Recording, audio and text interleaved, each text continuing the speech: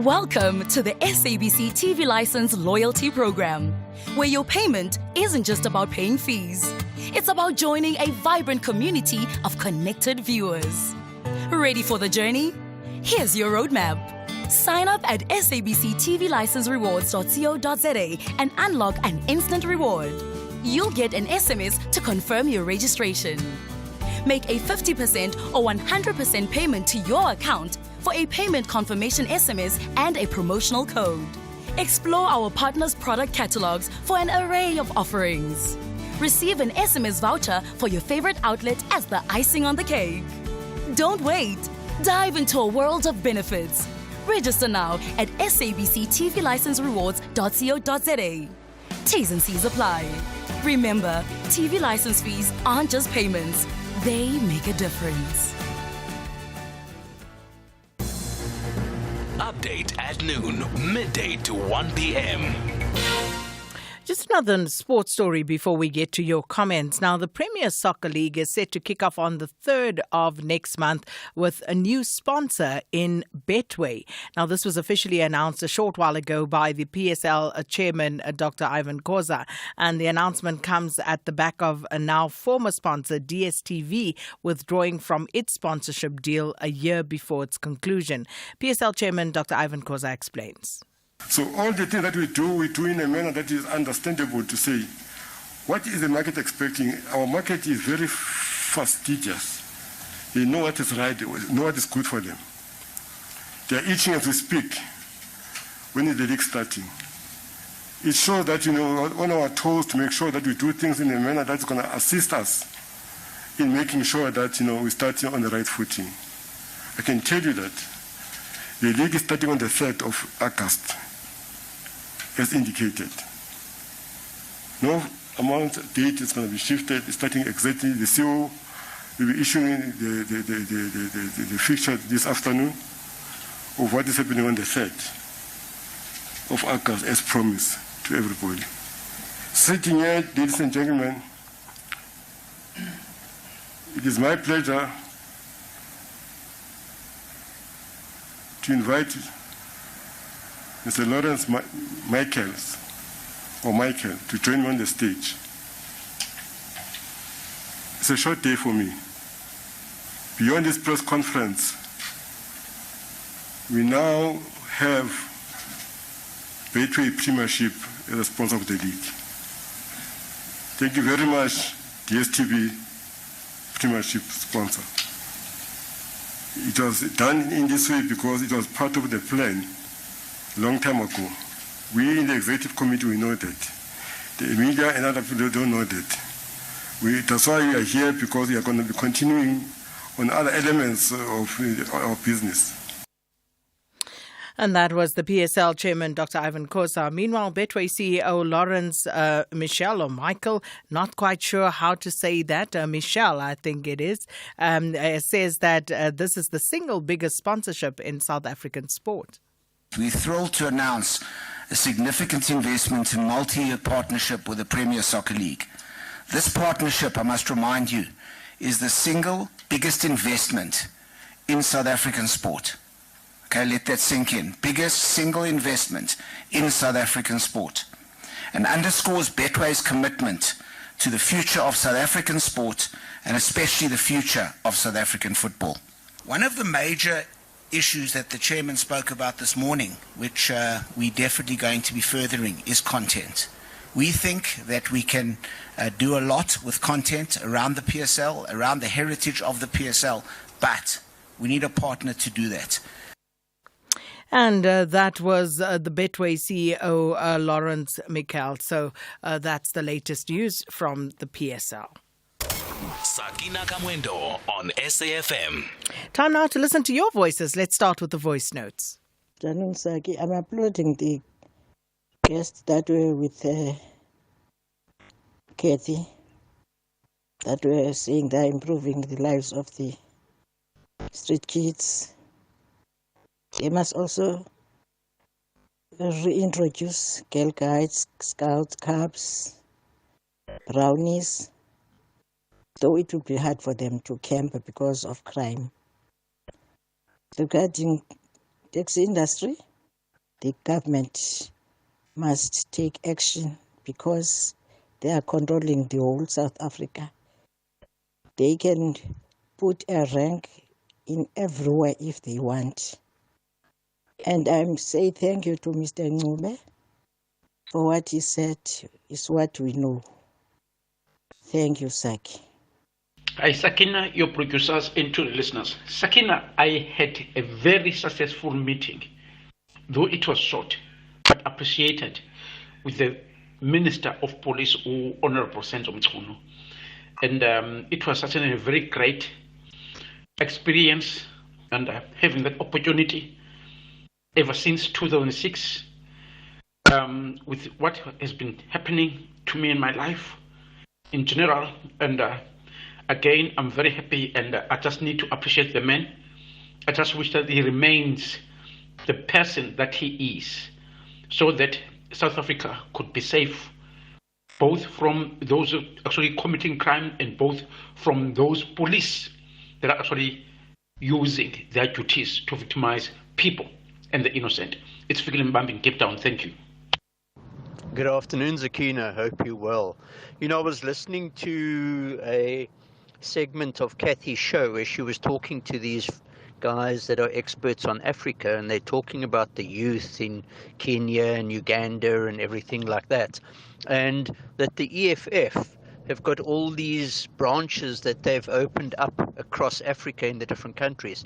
And I was just wondering, you know, if a private individual actually gets involved in politics or military or fights for another country, I mean, that is tantamount to treason, and we can get thrown in jail and everything like that. But here the EFF are causing insurrection with the youth in other countries.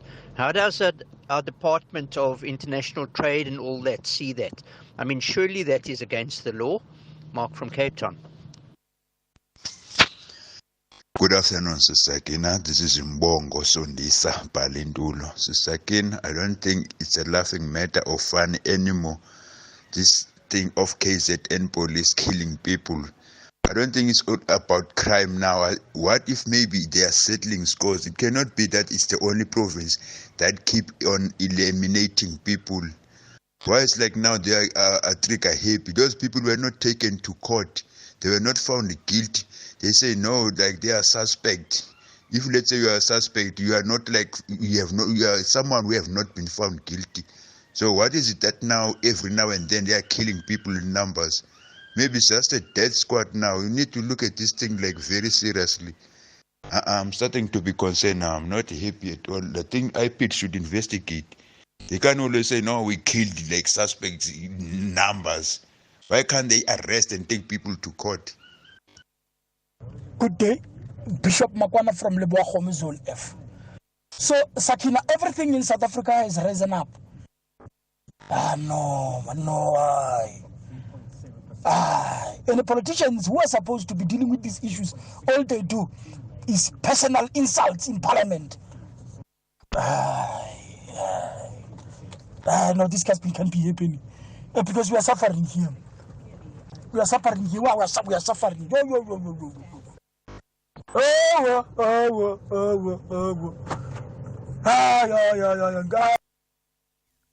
Well, thanks for those voice notes, everybody. And yeah, valid points being raised there. And you are, of course, welcome to express those. And if we have time, where you are raising certain questions, if we can get someone to come on and speak to those, we will. Sewane says, Sakina, the state is spending ages with that state witness from that cell phone station instead of summoning key witnesses in the form of Kelly Kumalo and Vatran, and that's the Senzo Mayiwa trial. Senzo was shot at Kelly's homestead. Then this one here is from Tsepo. Tsepo says, I'm a buccaneer and might sound biased, Sakina, but Dr. Koza, key boss of negotiations, big shoes to fill for the next chairman. Bramoro says, now that we have Betway as a Premier League sponsor, I hope corruption and match fixing doesn't become rampant in the league. Absa Bank needs to be frequent frequently applauded for long serving the PSL. So those are some of your comments, and appreciate all of them. Individual brilliance meets the power of teamwork. Big ups to the South African men's rowing team for their marvelous performance. Gold was delivered in a glittering fashion at the Olympic Games London 2012. South Africa's James Thompson, Matthew Britton, John Smith, and Lawrence Ndlovu made history as the first crew ever to win Olympic gold in rowing from Mzansi, Africa. And the first Olympic gold in the sport for the African continent. Africa, rise! Magical moments of the Olympics. Brought to you by SABC Sport, proud broadcaster of the Olympic Games Paris 2024. For the love of the game. Divas in Concert, a monumental event, a captivating celebration featuring Simpiwe Dana, Thandiswa Mazwai, and Makazi. Hosted by the ever-charismatic Alfie Sipho. Join us on the 10th of August from 10 a.m. until 6 p.m. at Max Park Sports Complex. Tickets are available now at Web Tickets. For a chance to win tickets, follow the Star newspaper at @the_Star_News on Twitter. S3 is bringing you the best in Indian cinema every Sunday at 2 p.m. Laugh, dance, get drawn into the drama. Revved up with the action, and maybe, just maybe, shed a little tear. Catch Gagi on the 7th of July, Selfie on the 14th, Prince on the 21st, and Laila Majnu on the 28th. It's Indian cinema like you've never seen it before. Channel your best entertainment with Indian cinema only on S3. Open up. Update at noon, midday to 1 p.m.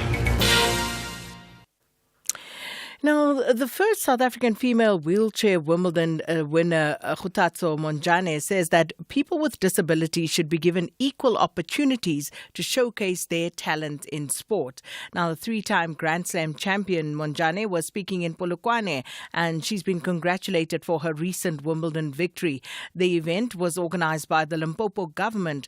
Monjane is pleading with the authorities to build tennis courts which can be accessible for kids, including those with disabilities, in order to unearth new talent. Michael Makungo prepared this report.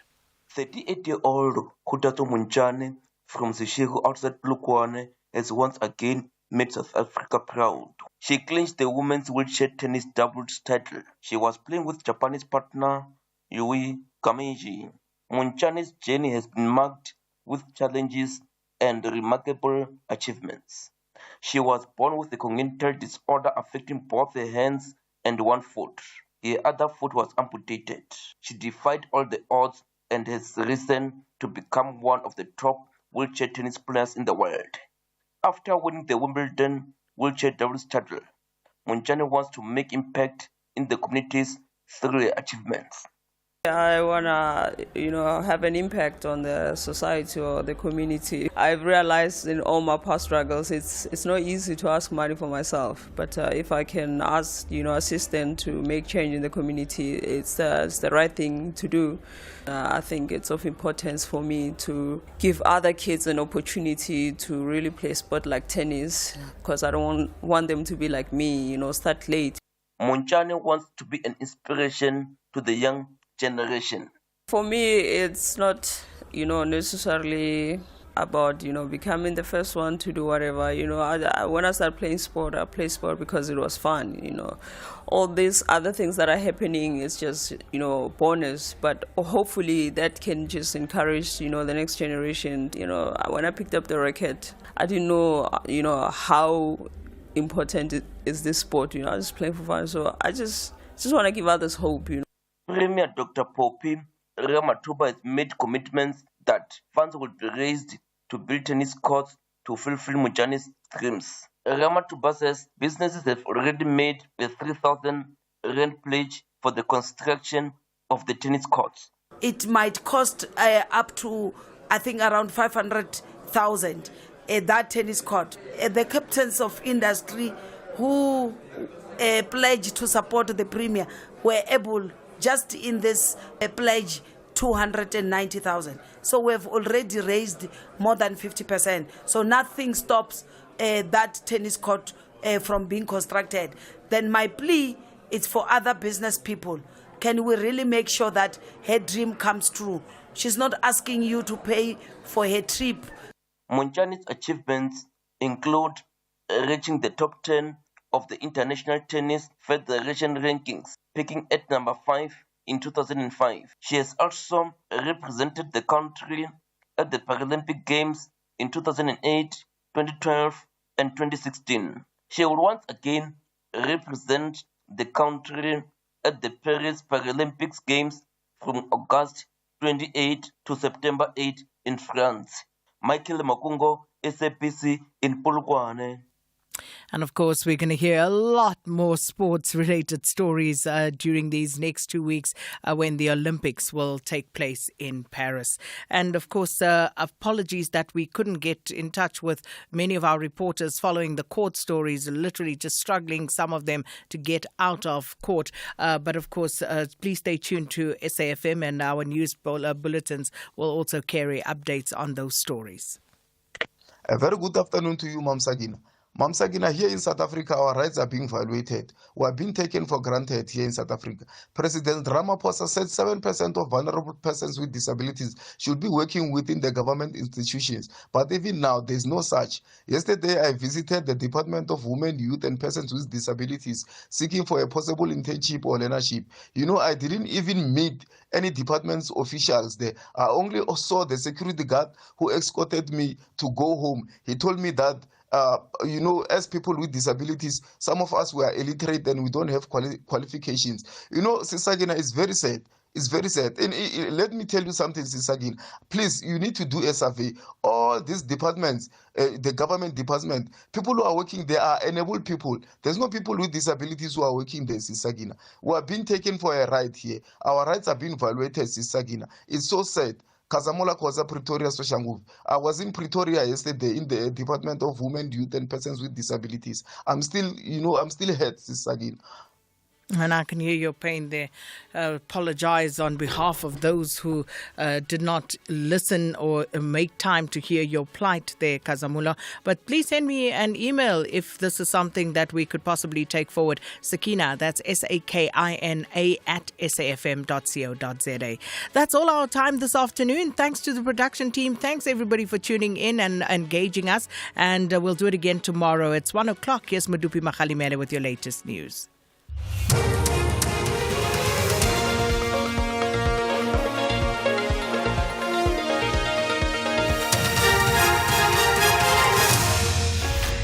Thank you very much, SK. The top stories at 1, South Africa's plans to exit the grey list, and Gauteng Health accused of delay tactics in court. A very good afternoon. The Financial Intelligence Centre, FIC, says the legal and property sectors continue to make it hard for the country to exit the grey list. The Financial Action Task Force grey-listed South Africa last year due to concerns over the country's failure to combat money laundering and terrorist financing. The two sectors were classified as high risk by the FATF report in 2021. The centre says it has continuously appealed to the sectors and tried to come up with solutions, but they're simply not complying. The FIC's Christopher Malan. We've engaged in various fora. We've held webinars. And frankly, there is no real cogent reason being put forward other than pleading ignorance. Now, for legal practitioners to be pleading ignorance of the law is a very, very strange phenomenon. We have done our utmost as government. We are finding that they are saying they don't understand what they have to do. We then put in place all the targeted training and awareness, show them what they need to do. At the end of the day, it appears that this conduct has now become willful. There is clearly no intention of a certain percentage. Lobby group Section 27 says Gauteng Health is engineering a situation in which the Cancer Alliance won't be able to respond before the hearing date in its case against the department. This follows the department's late submission of answering affidavits. The delay has led to the postponement of the case, which was supposed to be heard yesterday. The alliance, which Section 27 is representing, has filed a court application against the department for its failure to use the 784 million rand allocated to cancer patients. Section 27's attorney, Khanyisa Mapipa. What we've seen over the last 2 years has been a lack of effort and a lack of action on the part of Department of Health to actually utilize this money to see to a complete eradication of the backlog of radiation oncology patients, or at least patients awaiting radiation oncology. Nahawu is locked in meetings with the SA Bureau of Standards in a bid to bring an end to the strike action at the entity that has now entered its third day. Workers demonstrating outside the company's headquarters in Pretoria are protesting against the company's payment and employment structure. They're accusing the SABS of unilaterally changing the payment structure without consultations over concerns that the new plan will have a negative impact on workers' salaries and benefits. Here's Nahawu's Sharon Lebeya. We went to the meeting which Niha was invited to with management and the acting CEO. So we went there, and then management was able to put on their table the proposal which they want Niha to consider. So at the moment, Niha was in the process of responding back to the proposals which management has made. So far the discussions are still underway up until we have a feedback, and then we'll give a comprehensive feedback to all the members that are still waiting outside to hear what is it that management is agreeing or is amenable on in terms of our issues that we are now demonstrating as a result of the strike. Thabo Bester, through his new lawyer, Advocate Lerato Muela, has told the court that he's bringing an application over the concern of unfair restrictions at Kgosi Mampuru prison. The lawyer complained that it is difficult to consult with his client and he is being treated as if he's already guilty. Advocate Muela argued that the case will be affected or delayed if Bester is not mentally stable. He says Bester's treatment at the prison is affecting him mentally. The matter has been postponed to next week to also give two accused a chance to apply for legal aid. And Taiwan is bracing for the arrival of a Typhoon Gamy. Flights have been cancelled, financial markets closed, and people given the day off from work. The military is on standby ahead of the storm's expected landfall. The BBC's Rupert Wingfield-Hayes. The streets of Taiwan's capital are oddly quiet, with the stock market and schools closed and people told to stay home for their own safety. Typhoon Gamy is a big storm, with winds gusting to around 240 kilometres an hour. On the mountainous northeast coast of Taiwan, they are already feeling its effect, with torrential rains lashing the city of Ilan and major highways closed. Gamy is expected to cross the north of Taiwan tonight, including the capital Taipei. As it does so, it will release huge amounts of rainfall. The top story at 1, the Financial Intelligence Center says that the legal and property sectors continue to make it hard for the country to exit the grey list. For SAFM News, Ke Murupi Makhalemele, time now for the full circle. It's Winter Carnival at Food Lovers Market. Get 28-day matured beef rump steak for only $99.99 per kilo. Beef biltong or Dravos for a low $199.99 per kilo. Beef poikiko stew for $69.99 per kilo. And 2 500-gram packs of Food Lovers lean beef mince for just $79.99. Valid till this Sunday at Food Lovers Market. Winter Carnival now on. Every year, 30,000 missionaries are called to serve the Church of Jesus Christ of Latter-day Saints across the globe, the largest full-time missionary force of any church. Most are under 25 and away from home for up to 2 years, and the biggest training center in Europe is located in Chorley, Lancashire. The Mormons Are Coming follows the journey of 3 young missionaries through the first few months of training and work in the field, which can make or break them. Tune into The Mormons Are Coming, Thursdays at 10 p.m. Channel your best dockies with BBC Primetime, only on S3. Open up. The Full Circle with Bridget Masinga, Monday to Friday, 1 to 3 p.m.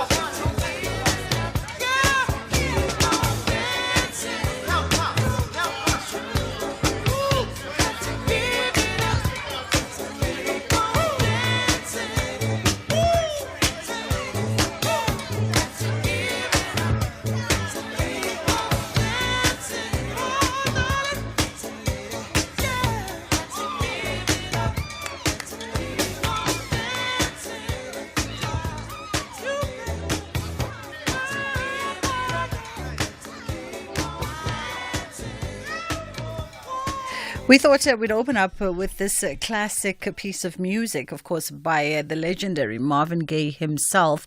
And this one was released back in 1997, if I'm not mistaken. And on production for this one, was the legendary producer and writer.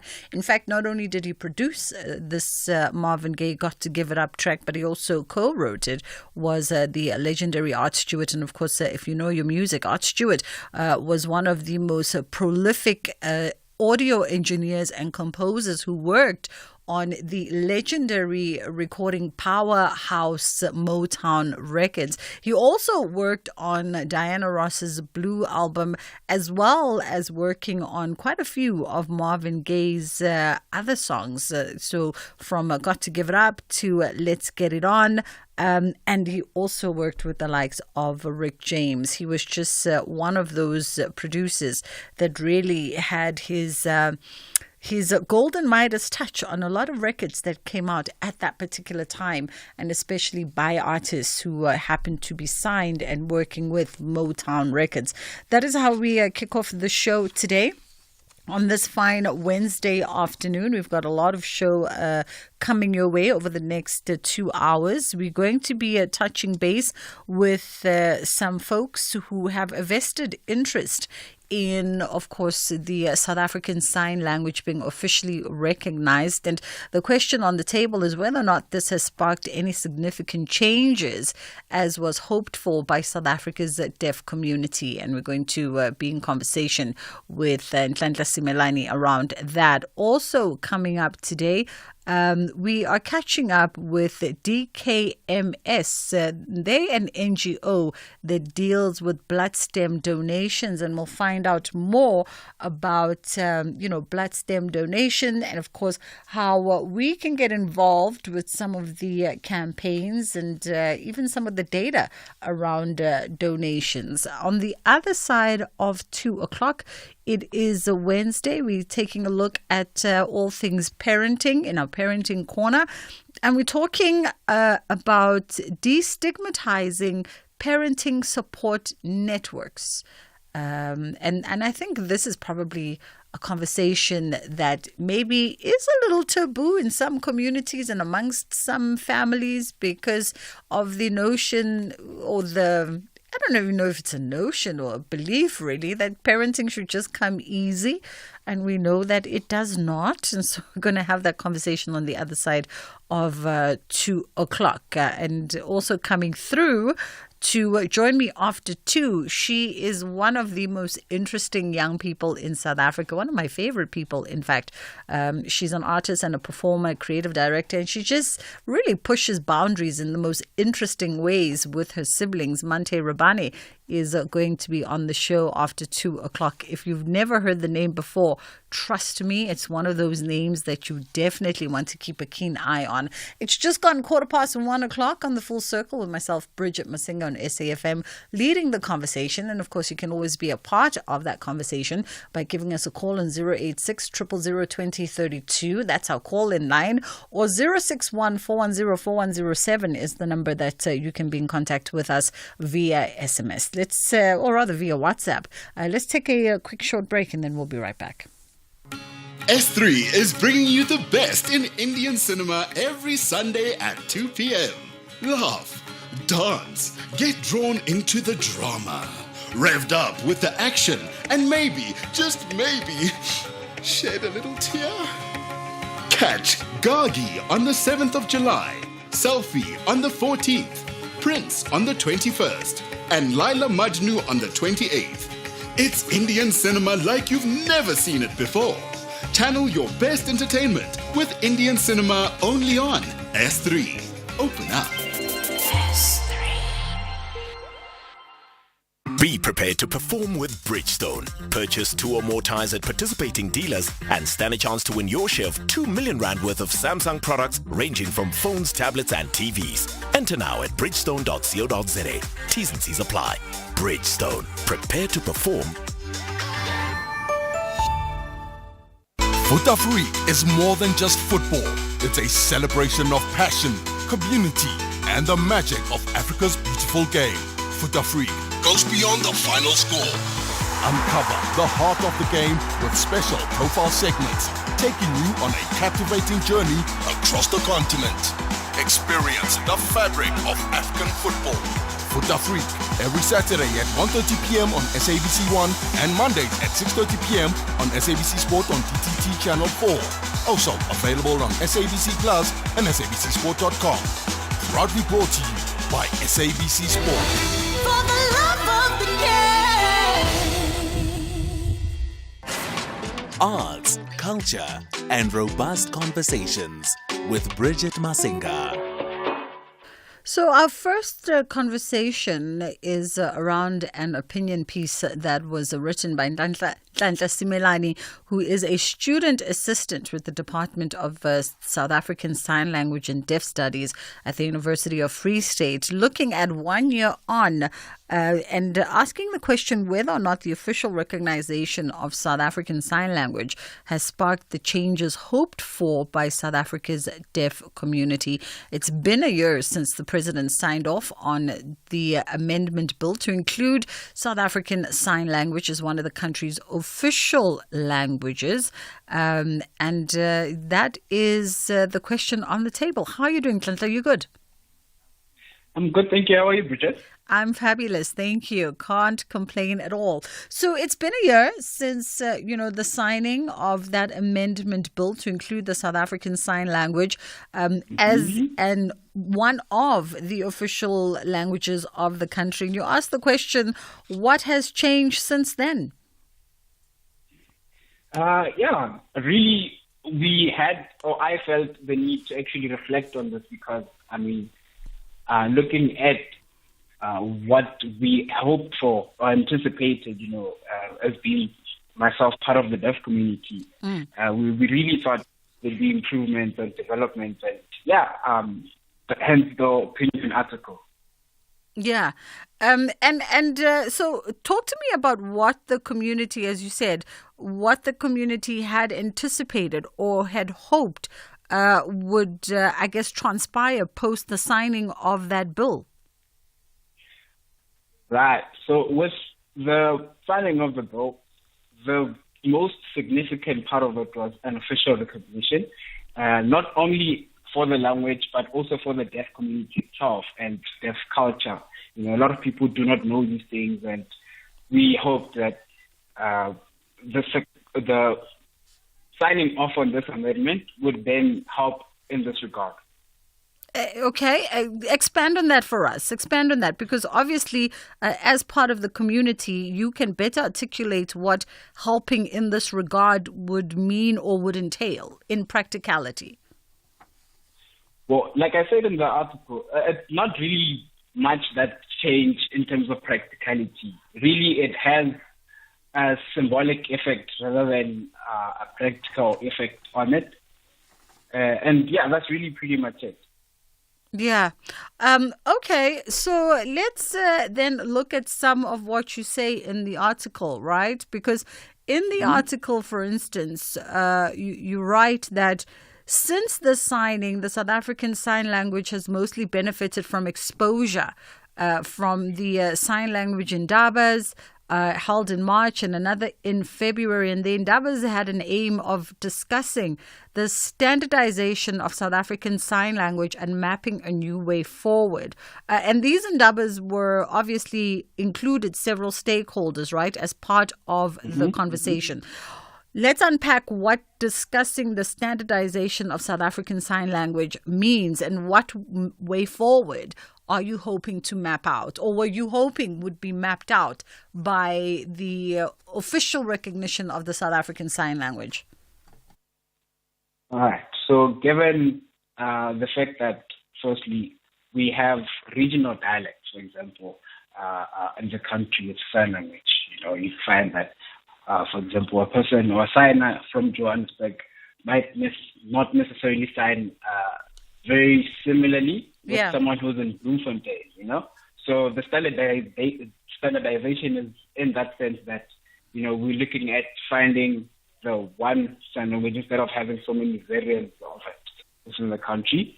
And additionally, it also to assist in having a unified curriculum, not only in the schools, but also, I think, across the higher institutions, higher academic institutions. You also write that furthermore, we can only anticipate that since South African Sign Language is officially recognized, it will become more accessible in higher education institutions and will be included in the South African school curriculum, particularly for the mainstream schools. What has been the hindrance thus far? Thus far. I know that there's been a few institutions that have already included South African Sign Language, the likes of UNISA as well as the University of Cape Town, and a handful of others. But what has been the hindrance or the challenge in the language being incorporated more mainstream? So on a language planning level, looking at incorporating this is a bit tricky, because, for example, we look at the rates that we have in the country in terms of the number of qualified teachers who are not proficient in sign language, or in South African Sign Language rather, but are teaching at a school for the deaf. Mm-hmm. There's actually a high percentage of them. That already is a challenge within itself. So now, having to incorporate or adapt the curriculum for mainstream schools is going to be even difficult, given that already there's a challenge in the schools for the deaf themselves. Mm-hmm. On a higher institution level, we're looking at, for example, the officialization, we had the UFS, VET, Durban University of Technology and Northwest University that offered a degree in South African Sign Language. And hence, post the Indaba, we're hoping that, for example, as I mentioned in the article, the likes of UNISA and UCT are going to also provide this, and then hopefully this will help in the long run in terms of incorporating or adapting the curriculum to include SASL in mainstream schools.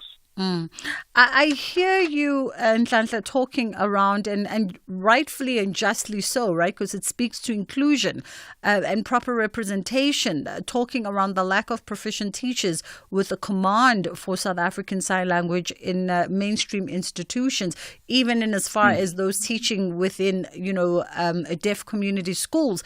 But then what are the stakeholders? What are those on the ground, actively involved in finding solutions to this? What are the propositions that are being put forward? Because if we're going to challenge something and call to question what has happened a year later, we also then have to be solutions-based and put forward propositions to say, this is what perhaps needs to be considered in the various scenarios. Okay, we are looking at major organizations such as GEFSA, for starters, which is the biggest representative organization for deaf people in the country. We also have the National Institute for the Deaf, which is in Worcester in the Western Cape. We also have, the likes of Definition. We have smaller deaf organizations spread out across the country. Those are the people on the ground who are actually lobbying for the improvement in South African Sign Language and for the deaf community. But yes, we do have a challenge of having, untrained or unqualified people. And specifically for interpreters, actually, as I touched on in the article, actually, you may have noticed, with interpreters, we have a lot of them, but some of them are not even trained in interpreting. And hence there's a need that they be trained. Actually, I quoted the article from Nikki Weisenhout, from Definition, and in her article she mentioned that there was an establishment of a South African Language Practitioners Council. With the council, we can hope that it's going to scrutinize, register and accredit language practitioners, including SASL interpreters, to ensure that they adhere to a professional code of conduct. And then this ultimately will ensure that the deaf community receives a high quality professional interpreting services. And this can go even with, the education sector and so forth. Well, what is the stumbling block? What is the stumbling block? Perhaps let's even look at just taking it down to, the micro. What is the stumbling block even within schools that instruct in South African Sign Language. Why are we struggling to get qualified sign language teachers teaching at those particular schools, considering the fact that the medium of instruction at a school that is catering for children that are hearing impaired is sign language? So why is it that in those scenarios there would not be teachers that are proficiently or have a proficient command of the language, to use your words? Quite simply, it's just a lack of resources. Nhlanhla? I think we lost Nhlanhla there, but it's literally a minute and a half before we have to get into the headline news with Eva Chipa. And so by the time we reconnect, we probably won't have time to wrap up. Oh, you back, Nhlanhla?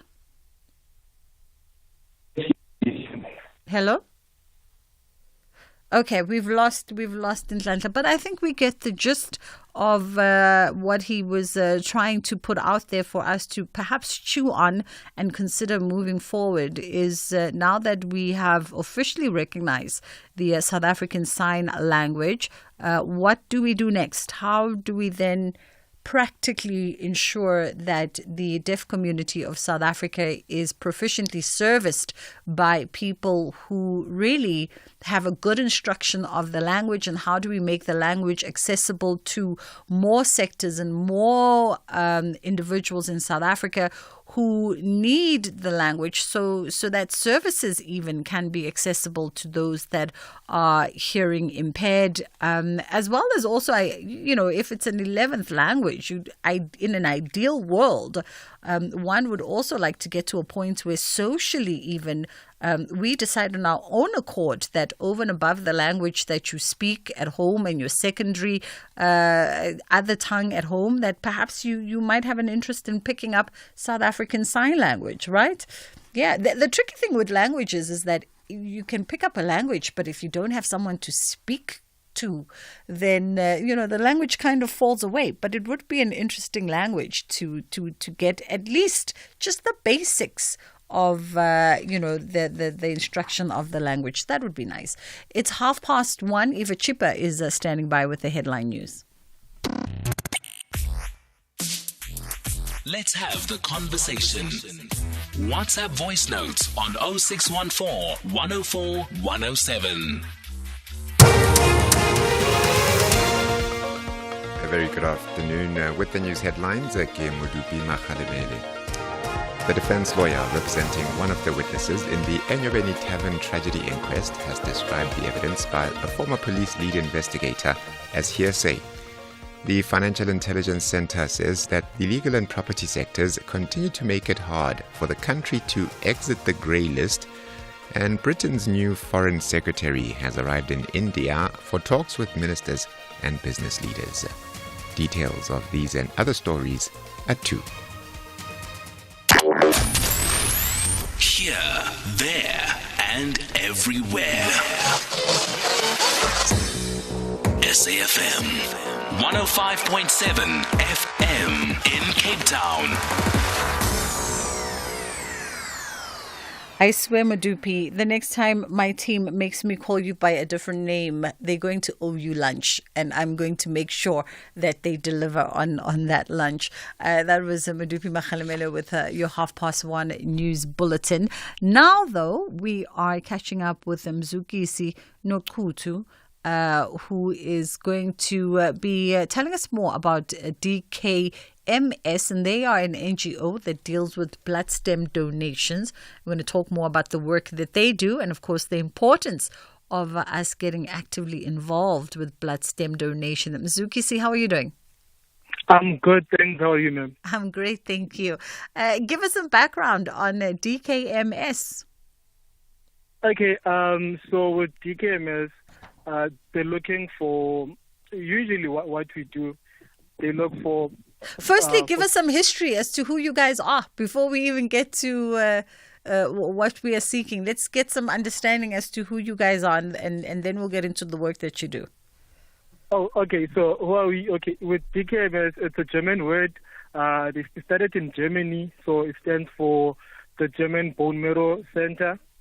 They try to help people to they find like stem cell donors for people who have cancer. So that's what they do. How they started, like it's actually like a wife and husband, and then like the wife had blood cancer, and then that's how like it started actually. I see. Okay. And obviously now the NGO is extended into South African territory, and you do similar work here. Yes, yes, we do similar work here. Like chemists, like it helps like patients by looking for stem cell donors for them to increase like their chances of making it. Let's also get an understanding that when we talk about stem cell donation, what are we talking about? And of course, where do stem cell donations come in handy with the various, whether it's blood cancers, etc.? Yes. Okay, so this is what happens. So if someone has cancer, it means that like some of their cells in their body, like they're not actually working, they're not functioning the way they're supposed to be. Some are dead. So meaning that like they cannot produce those cells by themselves. So they need someone to actually like donate stem cells to them. You understand? And then so with stem cells, they're the basics of your cells in your body. And then once you have them, they can like evolve like to become any other cells. They can be your white blood cells or the cells of the skin. So that's how they come in handy. I see. And now, by way of the blood stem donations, where do we fare as South Africans? Because I know sometimes we're very reluctant to donate things that could be of life-saving for someone else. Okay, so like if you want to donate, the easiest way you can do it is you can go to DKMS Africa on our website on the internet and also on Instagram, and then like from there you can actually like ask for us to send you a donor kit, and then like you take samples, and then like you send them back like free of charge. What's a donor kit and what does it do? Okay, so with a donor kit, so we actually like we have an envelope, and then we have 3 swabs, which like you're gonna use to take like a bit of your DNA like take DNA samples inside your mouth. And then you put them in the envelope, and then like you fill up the form, and then like that's it. That's the donor kit. Okay, and then what does the donor kit do though? What are you looking for when we send you this donor kit? Okay. What are you screening with the donor kit? Okay, like with the donor kit, like we're looking for your details, and then like we're gonna take your DNA samples obviously, and then like we register you into the system, and then from there.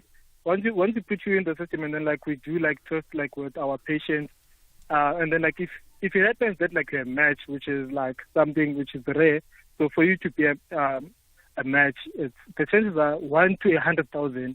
So which is why like we do what we do. In a sense, so we try and look for as many people as possible to register into our systems, and then also increase like the chance of getting matches.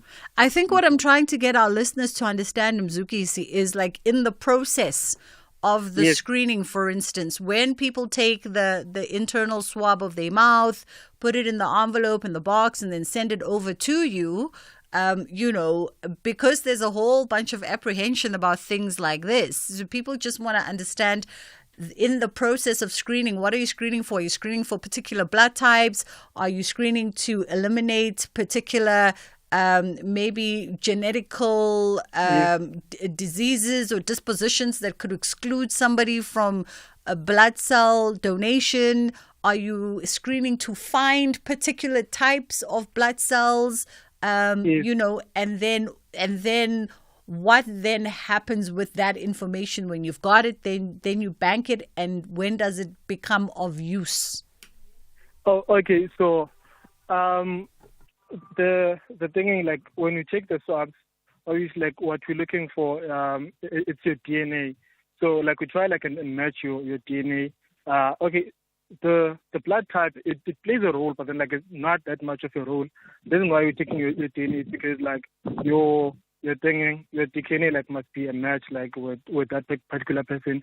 Hence, in most cases, black people like usually like match with black people. Mm-hmm. So and then like once we have like that information, obviously we take it like to a lab, and then like we try and match like with our cancer patients. Yeah. And then once like you become a match, and then like I said, chances are it's 1 to 100,000 of you like becoming a match. Mm-hmm. So it's very slim. So which is why like we do what we do. Yeah. You understand? Yes. And then you've been a donor for quite a while now as well. And what got you into stem cell donation? What motivated you to be proactive about helping other people? Like for me, like it's a bit of a funny story because I was working around campus.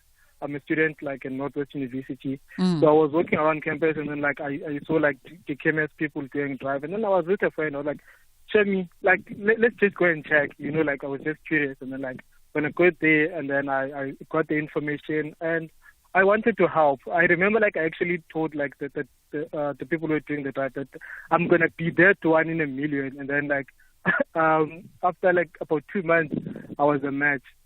And like, yeah, it's one of the best things I've ever done for anyone. Yeah. And how often does one donate? How often do you donate? So like you actually like donate once in 2 years actually. Okay, you're gonna donate for a patient, and then like you're gonna be blocked for like 2 years, and then like, but then if it happens in that 2 years that like the patient that you donated to actually like needs something, maybe like the white blood cells, they can ask you again like to donate. Mm-hmm. Okay. Yes.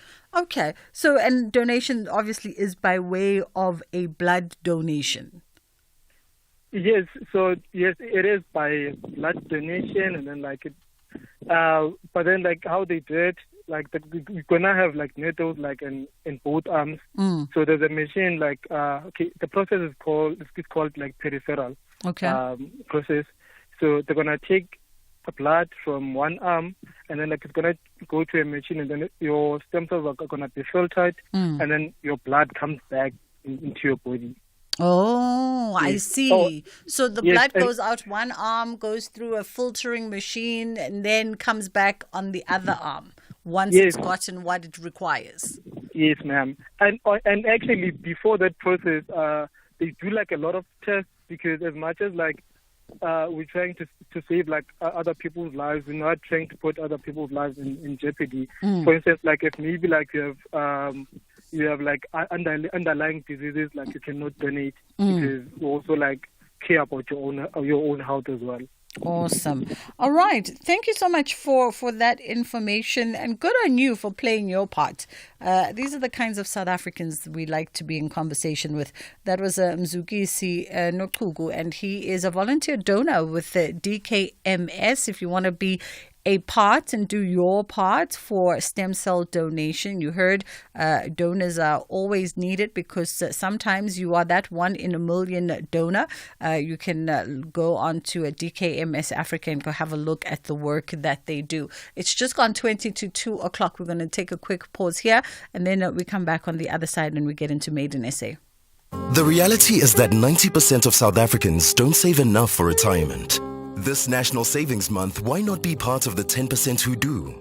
Choose an interest rate of up to 12.6% after 60 months with the Nedbank Electronic Optimum Plus account. Anyone over 55 can open theirs via the Nedbank Money app in less than 2 minutes.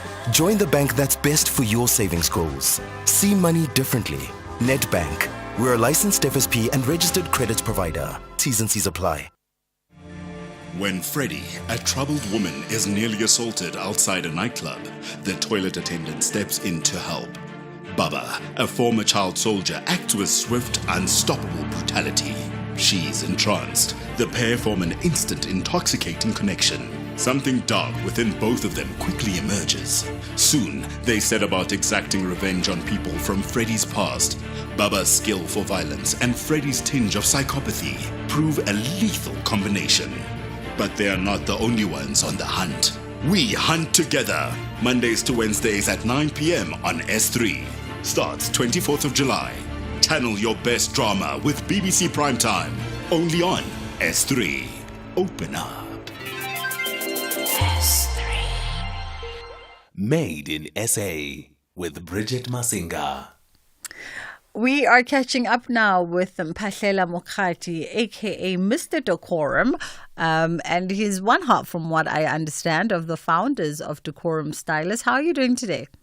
I'm good in yourself, Bridget. How are you doing? I'm great, thank you. So from chartered accountant to fashion influencer to personal stylist and brand development, chart us how the story came to be.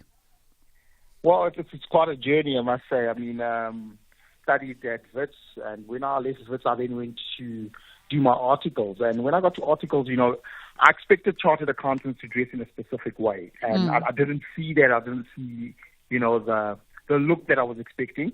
And then a friend of mine and I started actually the business before my wife came on board as the other half of the business. And the plan was pretty much to say, how do we ensure that as young professionals, we look good as young professionals and look like future chartered accountants? So we started off selling, ties and socks, and it started emanating from that to say, okay, well, if you plug in a tie, it just enhances your look. Fast forward a few years, we then my wife bought out my partner, and she became the partner in the business. And we attended an event which was in Italy called the PT Uomo.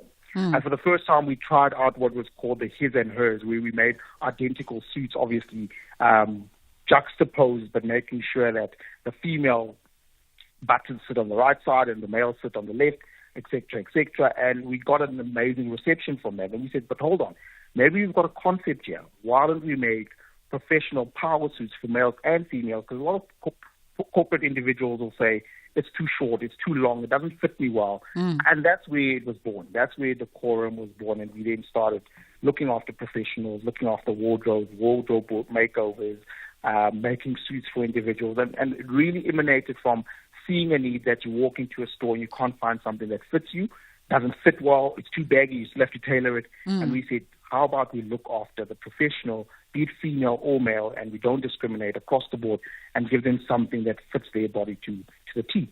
Interesting that, both of you guys are quite academic in nature. You're a chartered accountant and your significant other an attorney. And both of you choosing to get into this creative world. Yeah, it's quite an interesting one. I think always, a lot of times creatives, we just see them as, you're creative and that's all you do. But there's a business element of it. And I think that's where the powerhouse comes together because, with her legal background, my finance background, it enhances the business side of things. And then that's where you can, build a powerhouse to say, okay, well, let's hire individuals, young people, young designers, and create a model that is an international model, which basically says, okay, you so-and-so, you work for the House of Decorum, but this is your line. And that's how the international powerhouses do it, where, Ralph Lauren is not really sitting there doing the designs now. There's people that are actually doing the designs, and that's where we're taking it to say, how do we actually make this a multinational business, and how do we grow it into a business? But we need those business skills, that academic background to run the business, which a lot of creatives look at the creative side, which is brilliant. But at the end of the day, you need to run a business. The lights have to stay on. And then I wonder, though, because, this means utilizing both sides of your brains and they require different elements, right? There's a structure to being in a structured white-collar career. And then there's a certain fluidity that's required when one is embarking on things that are more creative and more emotive. So how did you guys then sort of find that happy medium and get it to a place where it works for the both of you? It's very tricky, Bridget. They always say, happy wife, happy life. So most of the time I tend to agree and say, okay, that's the design, we'll go with it. But you're spot on. I think I'm more of the unorthodox chartered accountant. I'm more of the extrovert. I'm more of the right-brained where, yes, I'm good at accounting, but pretty much I'm more the creative. And she's more the left-brained. So it does balance out. Except when it's like, I see the vision, she says, show me it on paper. I need to see it step by step. So that's where it gets quite tricky, where I'm like, but it's going to get there. And she says, well, I need to see the facts. I need to understand it first. And it's a good balance. It's a very good balance because it keeps us sane where maybe I've got some crazy ideas that actually won't even work. And there's someone that says, hold on here.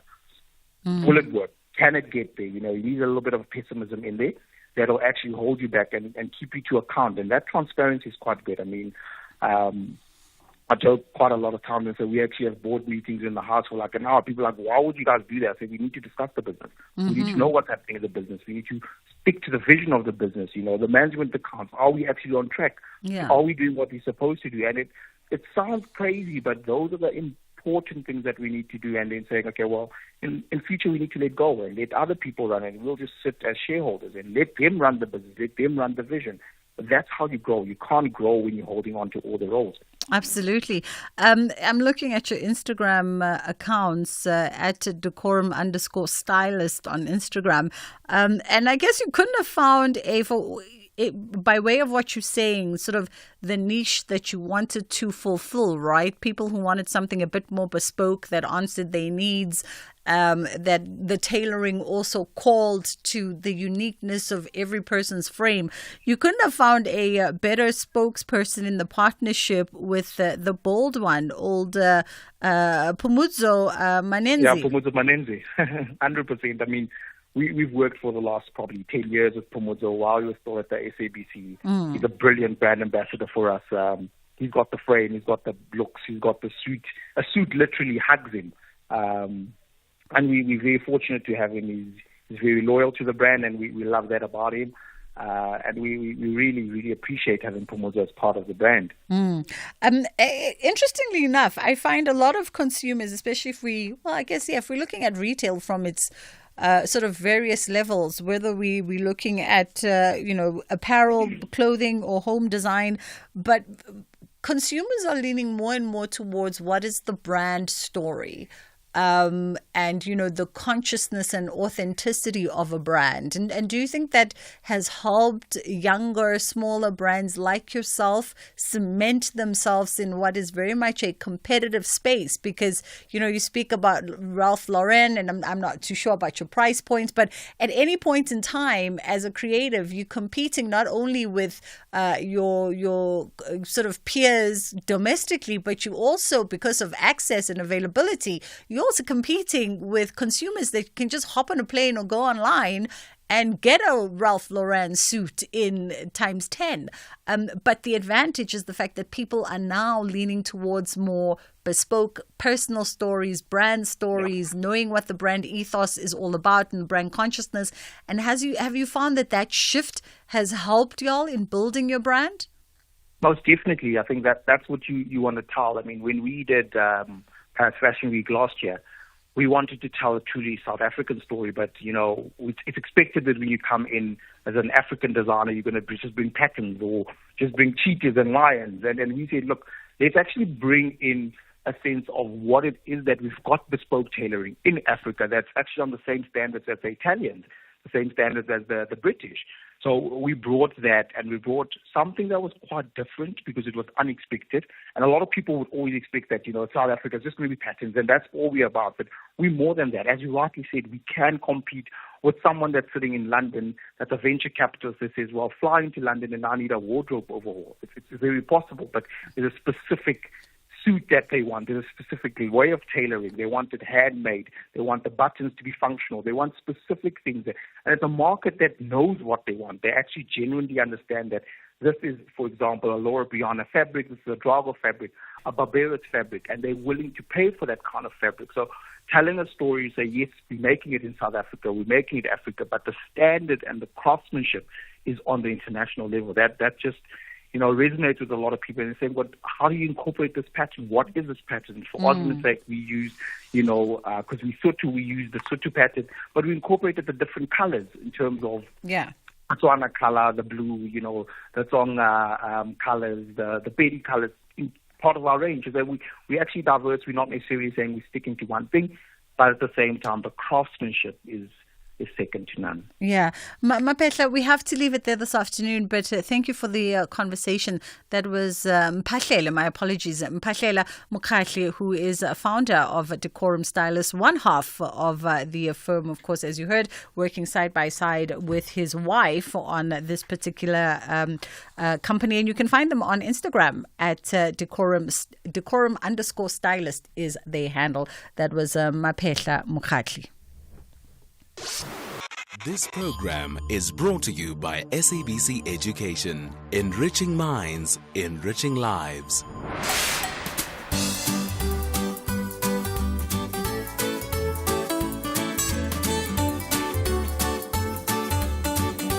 Hello everyone, my name is Munira and I am 10 years old. If I'm being honest, I talk a lot. I could talk all day if I had to. I would even talk in my sleep. Okay, fine, I won't actually talk in my sleep. What I'm trying to say is that I talk a lot. I obviously won't talk in class because that's our class rule. I think because I like talking, I could teach a friend an interesting fact. I basically love talking and I will yap to my parents until they fall asleep. Same happens with my siblings. It's like 70% I yap. And guess what else? Yap! And 30% I listen to music, to my teachers, my family, and my friends, and obviously the latest drama. Thank you for listening, ladies and gentlemen. Have a good day. Hello, everyone. My name is Ashley Kabamba. I actually talk more than I listen more.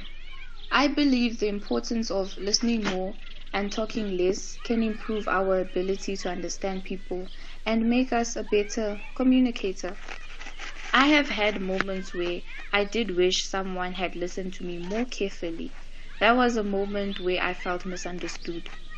One way I think could help our listening skills improve could be by when someone else is speaking, try not to interrupt or add an opinion until that person is completely done saying what they needed to say.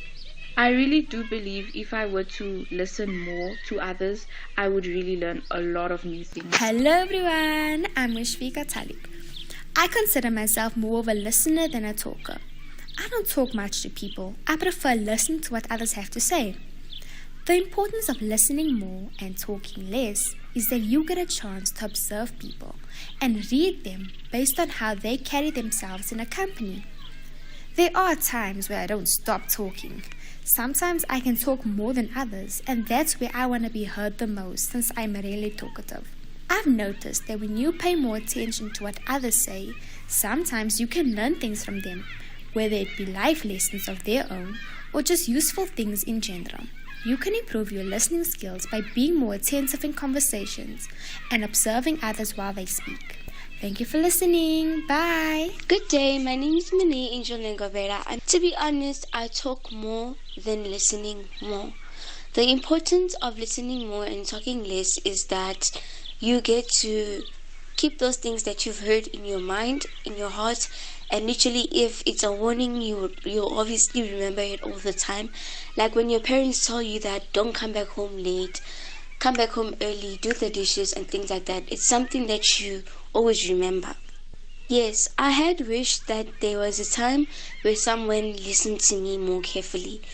And that was when I told my friend to go and study with me, but then she refused and she ended up failing the term. How I think we can improve our listening skills is that we can practice on talking less and listening more. We can also ask our teachers or the people around us on how we can listen more or improve our listening skills. Yes, I do think you can learn something new from listening to others more. Let us listen to understand and not to respond. Thank you and have a lovely day. My name is Dembele Madem. Yes, I am a good listener. Yes, I do listen carefully and attentively when people talk to me. Yes, I think it is important to make eye contact when people talk to you because it is extremely rude to look away when people are talking to you. When someone is talking to me, I listen to understand. There was a time where I gave my parents irrelevant answers when they were asking me questions. What caused that is because I was not concentrating and I was busy with my phone. My name is Katlawinyane and I do think that I'm a good listener. I do listen carefully when someone is talking to me. It can be a stranger, it can be a friend, it can be a family member. I will listen to you. I think it is important to make eye contact because imagine like you're looking at your phone and someone is trying to talk to you. They might think that you're ignoring them. So as soon as you make eye contact, that they know that you're listening to them. I do both. I listen to understand and to listen to respond. But it depends what you're telling me. There was never a time when someone asked me and I gave an irrelevant answer. Usually when I don't know how to answer something that you ask me, I just tell you that I can't answer that or I don't know how to answer that.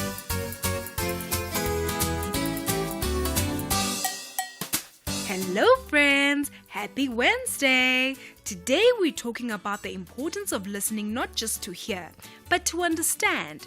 It's super important, whether you're at school or at home. Listening helps us learn, make friends, and understand the world around us. To improve our listening skills, it's important to focus on the person who is speaking. This means putting away everything that may distract us, like our toys, phones, or gadgets, and looking at the one speaking to us. When you give the person who's talking to you full attention, it shows that you care about what they're saying and makes it easier for you to understand their message. Another way to become a better listener is to ask questions. If you don't understand something someone says, it's okay to ask them to explain it to you again. Asking questions shows that you are interested and helps you remember the information better. It's also a good idea to repeat what you heard in your own words. This can help you check if you understood correctly and shows the speaker that you are paying attention. Listening is not just about hearing words, it's about understanding the feelings and ideas behind them. When someone is talking, try to imagine how they feel and what they are trying to say. This is called empathy, and it helps you connect with others. By listening with empathy, you can make your friends feel valued and understood, which strengthens your relationships. Sometimes we listen just to respond quickly with our own thoughts or opinions. But it's important to listen to understand first. This means really thinking about what the other person is saying before you reply. When you listen to understand, you learn new things and see different perspectives. It also shows respect for the speaker, making conversations more meaningful and enjoyable.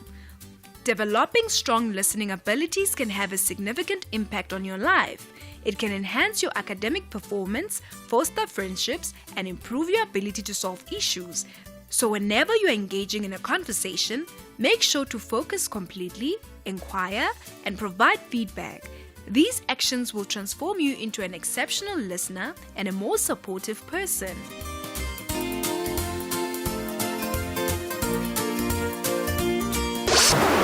This program was brought to you by SABC Education. Enriching minds, enriching lives.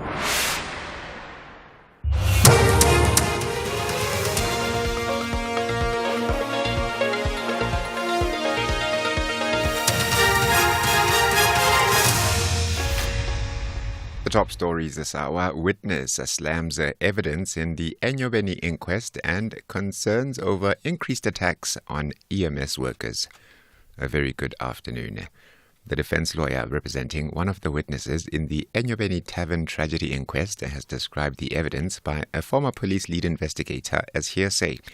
21 patrons died at the tavern at Scenery Park in East London 2 years ago. The inquest is being held at the East London Regional Court sitting in Mdantsane. Utsile Saku reports.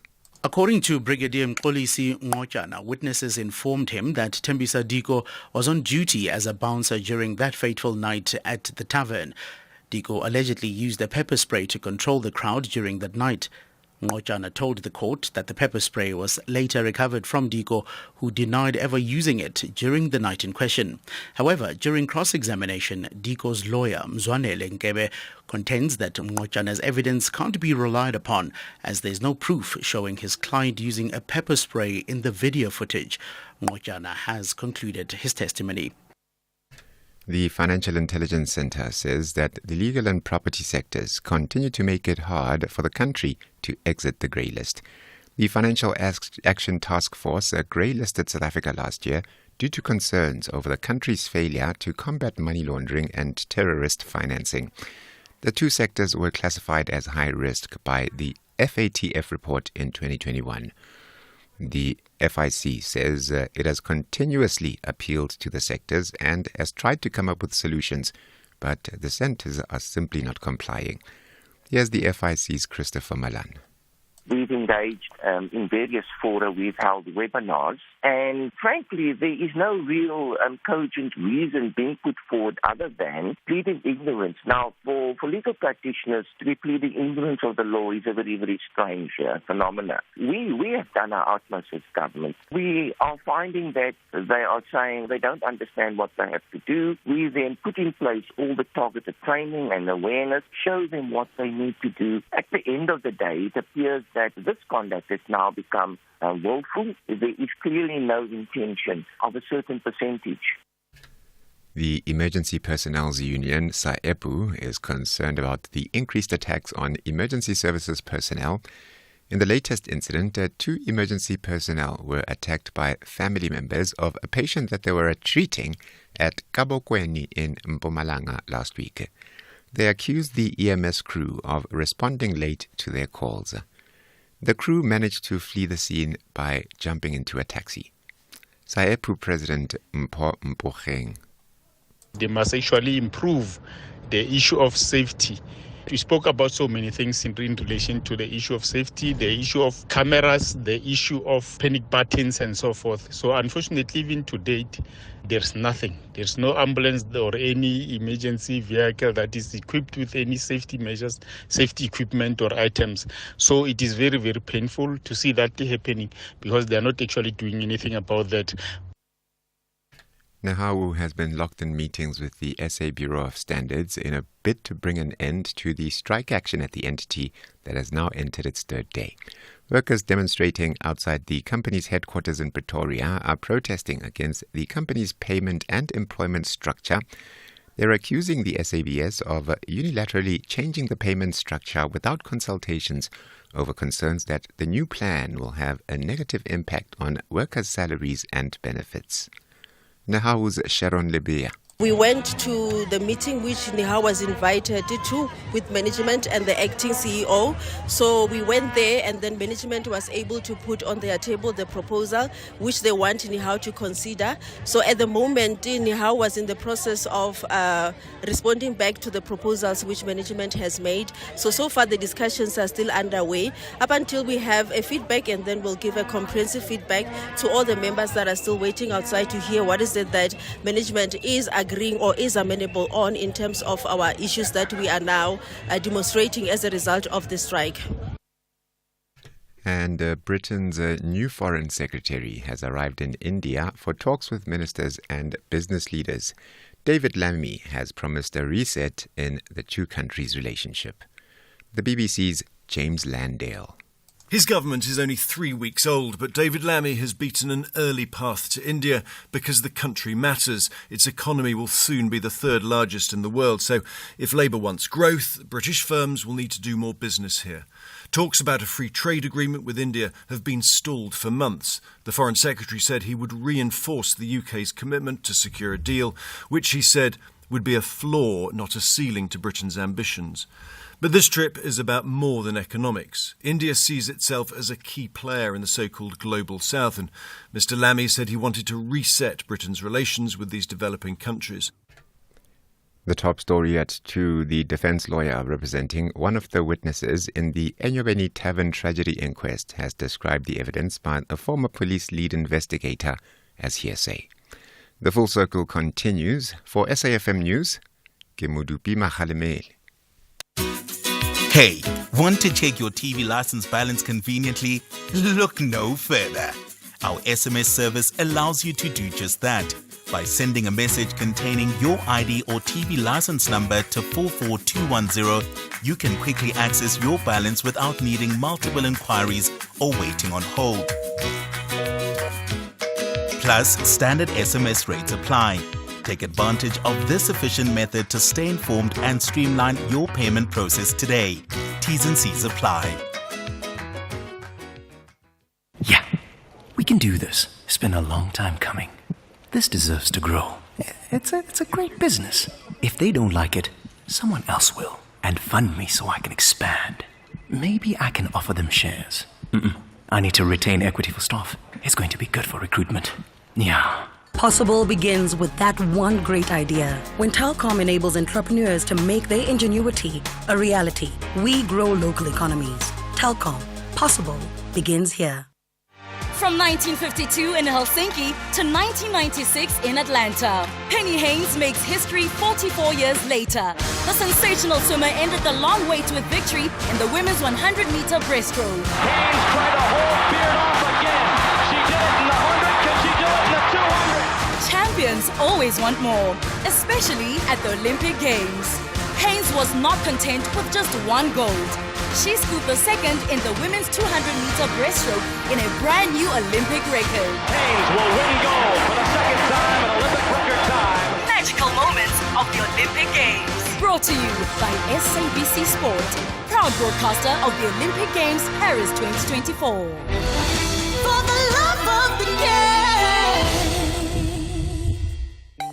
The Full Circle with Bridget Masinga, Monday to Friday, 1 to 3 p.m.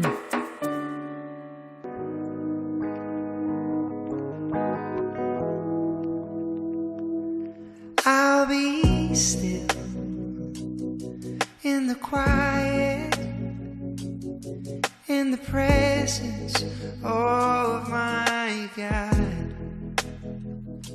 Though I'm weak and fragile, I'll lay it at the feet. I don't need to say much, 'cause you know me so well. I'll just wait for your touch. That's all I need forever. Oh, that's all I do not walk alone. I do not walk alone. This I know. This I know. I do not walk alone. I do not walk alone. This I know. This I know.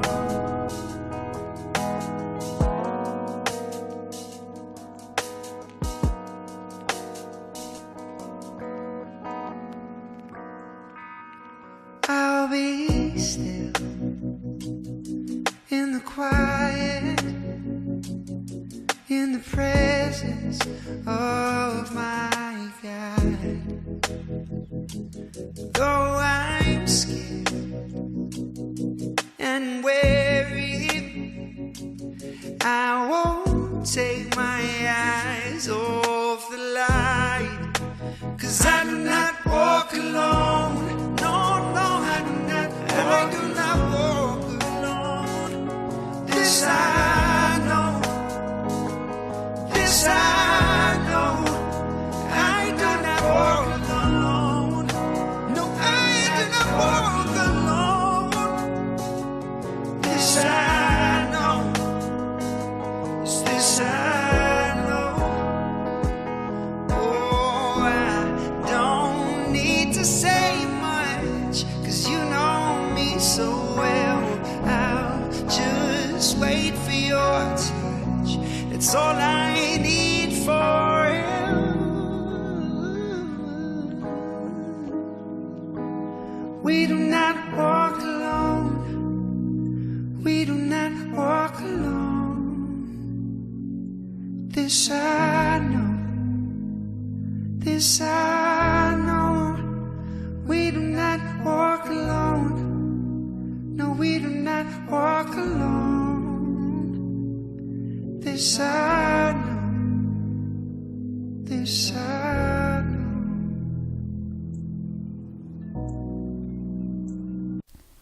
You can catch him on The Masked Singer. They're on season 2. I'm not too sure if it's already on finale.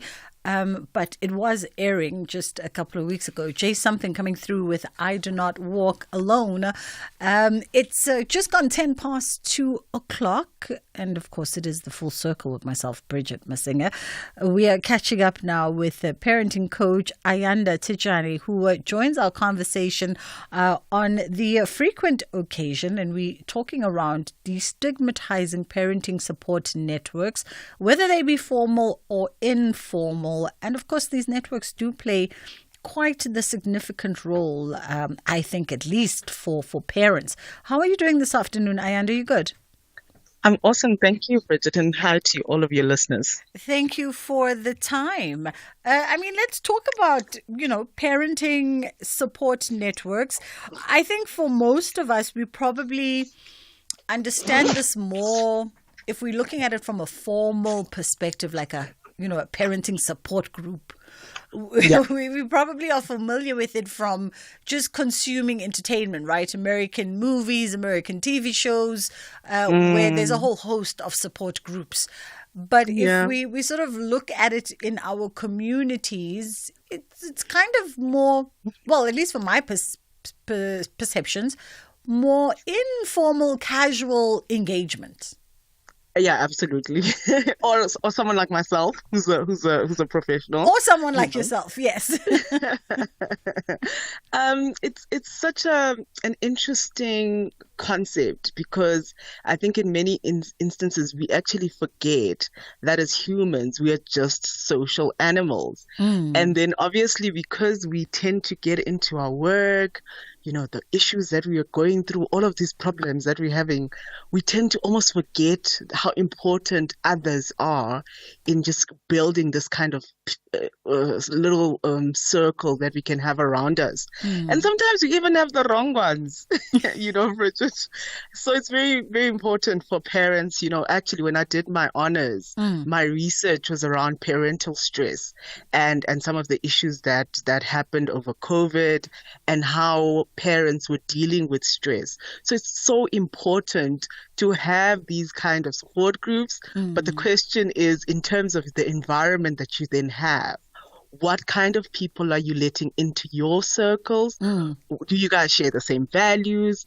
Is it the kind of situation where now I tell you, Bridget, my issues, and then you go tell yes the next person, and then I'm a laughing stock?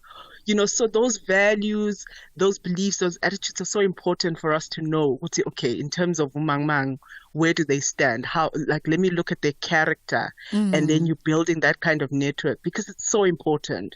If you are going through anything in your life and you're going through all of it alone, it will feel like you're carrying 100 times the load. Absolutely. Now, let me just ask you this from the jump, right? For the purposes of us categorizing, because we like to use the term friendship quite loosely in this country. So for the purpose of us categorizing, when we talk around parenting support networks or groups or whatever you call them, we're not necessarily here talking about people that would necessarily then be considered friends, right? You can't distinguish between the two. You can, but obviously with some people, I know that it rubs on. I also know some people who call everyone their best friends. Yeah. It can rub on. And I think what's really important is for you as an individual, when you obviously understand your own self, yourself in terms of just what are your values. Let's say, for instance, Bridget, I'm the mom who smacks kids, every once in a while. Are you going to trust your bundle of joy with me? No. Exactly. Or if I'm somebody who smokes, or I'm the kind, I do drink in front of my children, but my children are a little bit older. But you as a parent as well need to be aware of that and say, okay, am I comfortable, for instance, if, let's say, depending on how this friendship goes or the support group goes, are we going to spend time with each other's children? Is it just between us having drinks once in a while, or just having tea once in a while and catching up? There's so many things that you need to be thinking about, just so that you can have the ambience of it, the environment of it, great. But for me, their parenting styles and maybe having some similar beliefs and values are very, very key to building that. So whether it's just limited to our friendship, or it's just people at my child's school where I'm saying, listen, guys, I've seen you, come drop your child at this time. I'd really like to get to know you, even have maybe play dates. And maybe we're not necessarily too close. Yeah. The reason I usually have an issue with that, if it's not, there's no real friendship, if the children are going to be involved, how do I then trust you with my child when I don't know who you are? I mean, that's a valid and fair point. So you kind of have to consider all of those things, but also just, I don't know how much we put thought into the kind of people who we have around us, the friends that we put in our circles. Just in character yako, are you the kind of person who I can trust with my secrets? Yeah. Are you the kind of person who, all of that? And then for me, it's just, there's so much that happens in that situation, Bridget. We're building in those interactions, we're having this, whether we're having a place where we have peace or we're going to have a place where we have stress, and then it's just going to be so unnecessary on top of everything that's already happening. I know a lot of us, if it's going towards month end, already your stress levels are high. Yeah. You don't want unnecessary things that are going to add to that. I mean, listen, I feel like you've touched on so much already, because what you say, speaks to, as you're saying, answering the question of what kind of people are you willing to have around you to allow into your life and your children's life. And it also speaks to perhaps the boundaries, because even as you asked me, for instance, would I feel safe with somebody who smacks their children if I had kids and I didn't discipline in that way? But it also speaks to boundaries and a mutual respect for how you conduct your household and how I conduct my household, but we can still meet somewhere in the middle. If it's not like overt deal breakers, because there are things where, if you've not been physically abusive to your kid, but then we can meet in the middle, even if we do things completely different. They can be a common base. Absolutely. And that comes from just, hopefully you have a matured relationship where you're able to have the conversations. So I'll make an example for you. I'm very open with my children, and I've been open with them about everything, like since the youngest of ages. So my sister, who's like a year younger than me, is not very open with her kids, and they're a little bit younger than mine. But one of the things that happen is every time they come to my house, she has to remind my children, don't speak about this, don't speak about that, don't speak about... It's kind of annoying. Yeah. But because she's my sister and, we can't choose a family. If she's listening, she's going to kill me. But what I'm just saying is that those boundaries, then she sets those boundaries, and I have to respect them. And I've had to also teach my children to say, and then when our nieces are here, you do have to really consider what you say. And it goes all the way to even when my daughter, who's now 11, having all this information that she has, now being very conservative when she gets to her kids who are the same age as her at school, because she might have a little bit more information than other children. Sometimes she just laughs at them when they say silly things, and then comes home and say, you know what they think about 1, 2, 3.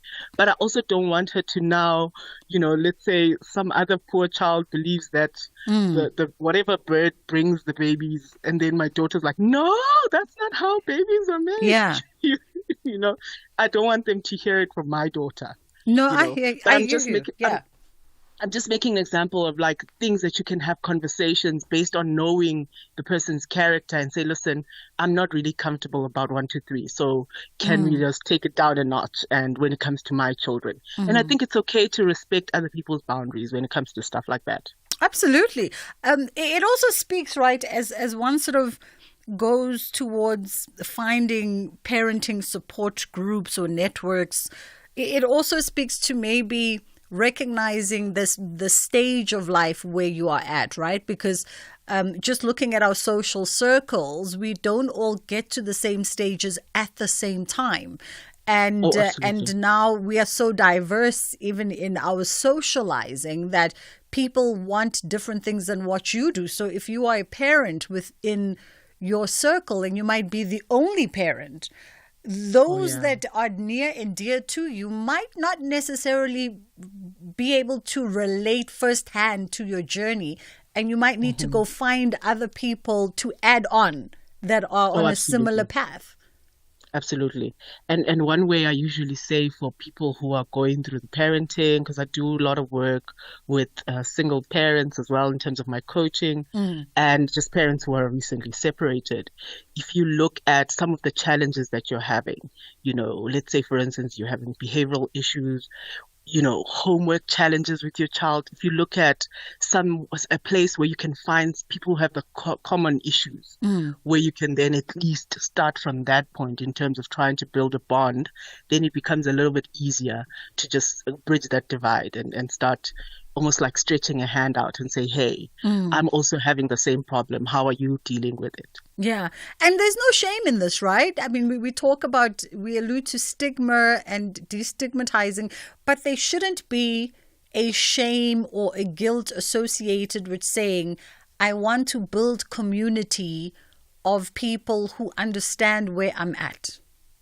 Oh, absolutely. As I said, I mean, we're social people, and I always talk about this. I've moved to a new community where I didn't know anyone at all. And I had to literally build my networks from scratch. And it's ridiculous now because you think I've been here forever. But it's just my personality. I go to the garage, I greet everyone, I build relationships with the teachers. It's just my personality in that way. But even if you're not a person who's really outgoing in that way, you do need to have people who you're talking to, because when you're having a bad day, when you need that someone to fetch your child because you're running late, for me, it has been the most amazing thing that I've ever done for myself in terms of just building those networks. And then also one thing I always say, Bridget, because then now you build networks, you have people who can help you out with stuff, fetch your kids, maybe get bread when you have car problems. This is the advantage of all of that. But now here's one thing that people usually don't think about. You have to be just as willing to give and reciprocate what people are giving to you, because now you can't be the one who's always asking for people's help and yet you are not also giving. So in terms of just managing that, you really need to be conscious and be really mature about it, and maybe even grow if you haven't really been that kind of a person. Just think, if you have a particular person who I think about where my daughter always goes to play, my daughter does not want to bring her friends to my house because there's just not a lot of kids in my area. Yeah. But one thing I do is I always go with ice cream. I always get chips.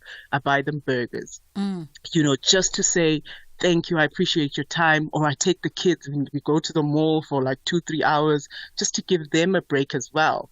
For me, even though we've never really spoken, even with my friend about it, I feel like I'm really helping her, because then she gets like a whole 3 hours to do absolutely nothing and enjoy her time, which I already had by her taking my kid.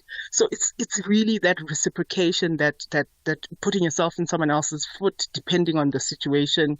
If for instance, maybe I'm having a bad month and you bring in your daughter for me to take care of over the weekend, just buy a little bit of groceries, just to put yourself in the other person's feet. Buy sweets, buy ice cream, do all of those things. That actually really counts. It makes a difference as well. Listen, I would be that aunt if I had friends that, there's only one toddler in my friendship circle. But I would definitely be that aunt that comes through with the trolley of some W snacks and all kinds of things, just to tide you through the weekend. Let's also talk around, just when we talk about sort of these support groups, and this is not something, when we have these conversations, I almost feel like people assume that we are just primarily targeting moms, but there's also dads in this equation. It doesn't come with a manual, this thing of how to be a parent, whether a mother or father, and dads as well, I feel, need to also build themselves a little community who just understand it from their perspective, juxtaposed with being man, husband, partner, and everything else.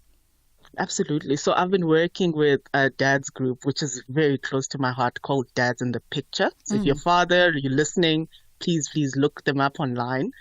And I've been basically doing parenting workshops and support with them over the years. And what I really love is that they will also have there's the educational aspect of it, but they also have like different weekends where the dads get to go camping with the kids. And I've seen so much learning that happens in that group of fathers and how they share information, they share experiences, and they actually show up and just give each other support. So, obviously because of our society, sometimes, you don't really see a lot of dads going out on a Saturday with their kids. But I think it's something that is so pretty. When I see that, I love it so much. It makes my heart smile. Oh, listen, it's the best little thing ever. Just seeing dad being bored at Pappuccino's and, but patiently waiting. Daddy this. You know what I mean? We need to see more of it, indeed. I like this whole concept of creating these networks. I think it serves, it speaks back to what we all say as Africans, that, a child belongs to everybody, and it takes a village to raise a child. Absolutely. Because there's so many. I think about, some of the challenges that I have as raising a son who's 16, and there's certain conversations that I don't necessarily know how to have, Yeah. The most uncomfortable conversation we've ever had, Bridget, there was issues where he wouldn't pee into the toilet, right? Yeah. And I'd like trying to give lectures and over the years, even getting to screaming now about this. And then I remember the one time he said to me, Mom, there's a certain point where you can't even hold and control it. And it was so funny because he said it to me, I think intentionally to embarrass me. Yes. But, and I was, because I didn't know. But then what I'm saying, after that whole experience, I was able to call very close male friends of mine to say, listen, this is the situation. And obviously I can't deal with the peeing all over the place. Yeah. So can you have a conversation with him? Let's find out what can we do to help. And that's why even whether you're single mom, you're single dad, or even in a marriage situation, having those additional support is basically great, because you can call someone and say, hey, what do you know about this? How's this? I mean, my daughter's attending a school, Afrikaans school. I don't know Afrikaans. I'm literally depending on all the people in the class to help me know which test to prepare for. Luckily, she's very independent in her learning because I've taught her that way. But she is able to cope. But I'm just saying, there's so many things that you can benefit. And if you think about this from listen, everyone who you bring into your circle, we're bringing something. And you're also going to be giving twice as much back to those people. Then you're going to have amazing people around you, and you will constantly your children will be benefiting from it. Absolutely. Let's pause it there for a second and take the headline news, and then we'll come back on the other side of this and continue the conversation. Good afternoon with the news headlines. Ke Modupi Makgademele. The Early Childhood Development Teachers Union has called on the Basic Education Minister to address its concerns and demands to be employed permanently and get paid similar to grade 1 to 12 teachers. The defense lawyer representing one of the witnesses in the Enyobeni Tavern tragedy inquest has described the evidence by a former police lead investigator as hearsay, and Russia says it'll impose an indefinite entry ban on 13 Japanese citizens linked to businesses involving restoration and reconstruction support for Ukraine. Details of these and other stories coming up. Arts, culture, and robust conversations with Bridget Masinga. In conversation with parenting coach Ayanda Tijani, and we're talking around just getting yourself a network of parents or a community that has been through the journey that you can lean on for support, for information, as well as maybe just a cold beverage from time to time and just laugh at some of the occurrences of being a parent. Because I think that's the other thing, right? We don't sort of give credence to how important it is for parents to just have a break from parenting, and just have a break and be able to kiki. And some situations call for you to have a good kiki and a good laugh with people who've known you forever, who, understand you wholly. And sometimes you just want people who can relate to what that little bugger did today. Yes. And maybe Auntie Bridge is not the person because she doesn't have a little bugger who can relate, laugh, but also maybe give you a tip as to how do you handle it tomorrow. Yeah. So I always say this, I'm a parent coach, but I always tell people parenting is not glamorous. If you don't want to do, don't do it. Don't do it. Not at all. And I promise you, because it is hard, you get very hectic days. You really need people who you can laugh with. Even the stupidity of some of the things we say to our children. Sometimes you want to be able to be like, yo, my friend, yeah, do you know what he said? And then, just have those silly laughs. Yeah. So it does really help sometimes when you are talking to people with experience. My best friend doesn't have kids, but she knows my children inside out, But what I'm just saying is that for me, this whole idea of just building support is just such an important, integral part of who we are as humans. And whether you are a person who likes to keep to yourself, you will benefit when you can build a circle around you that is trustworthy, that has same values as you, the same beliefs. So you want to be very intentional if you're a person who may be not as comfortable as just building those circles. Yeah. To say, okay, what are the steps for me to start building that? I'm telling you, Bridget, I've had so many instances where I'd be running late to fetch my daughter from aftercare. And the fact that I know so many people at the aftercare who can come and drop her at home helps me. But I also have to do the same for them when they call me. Yeah. That's very important. Even if it's at an inconvenience sometimes, I have to make sure that I also show up for them so that I have that comfort, that I have them there helping me with certain things as well. Absolutely. I'm sort of listening to you chuckle, and I'm thinking of in one of the tours for her book, Michelle Obama was in conversation with Oprah, the sort of the final leg. And they recounted a story of Oprah offering Michelle and her girlfriend some time at her Hawaii home. And Michelle had a whole sort of a whole gaggle of females, whereas Oprah only has Gail. And the conversation was, well, how did you amass so many females? Because they ran into the double digits. And are all these people your friends? And Michelle said, well, yeah, because I'm a collector of people, but a collector of people at significant points in my life. So when I entered kindergarten, I needed kindergarten moms who understood that, and we've grown together. When I entered the White House, I needed females who've been through that political system, who were mothers and partners, but who were in the politics of Washington. And so I gathered females for that. And when my children became teenagers under the lens of being first children, they then brought into the circle mothers of other first children who understood their perspective as teenagers in this lens. And I got to benefit by having the moms who were raising teenagers who grew up under the lens of being senators' children, whatever's children. And now I've got this village of women that truly represent my whole life in all of its beauty. I love that. That's literally what it is. Because then those people have you almost speak the same language. Yeah. And as you grow, they stay with you if you're the kind of person who's able to keep them. And everybody wins. Your children, you may need help with something that Auntie Mang Mang might be an expert at. Then your circle gets bigger, which for me is always like a plus. It's definitely a plus, especially when the kids get older and older and older. To have sociable parents, it comes in handy for all the presents. And by the way, just to say quickly on that, also remember your children would be watching us, how we interact with people, how we are with our friends.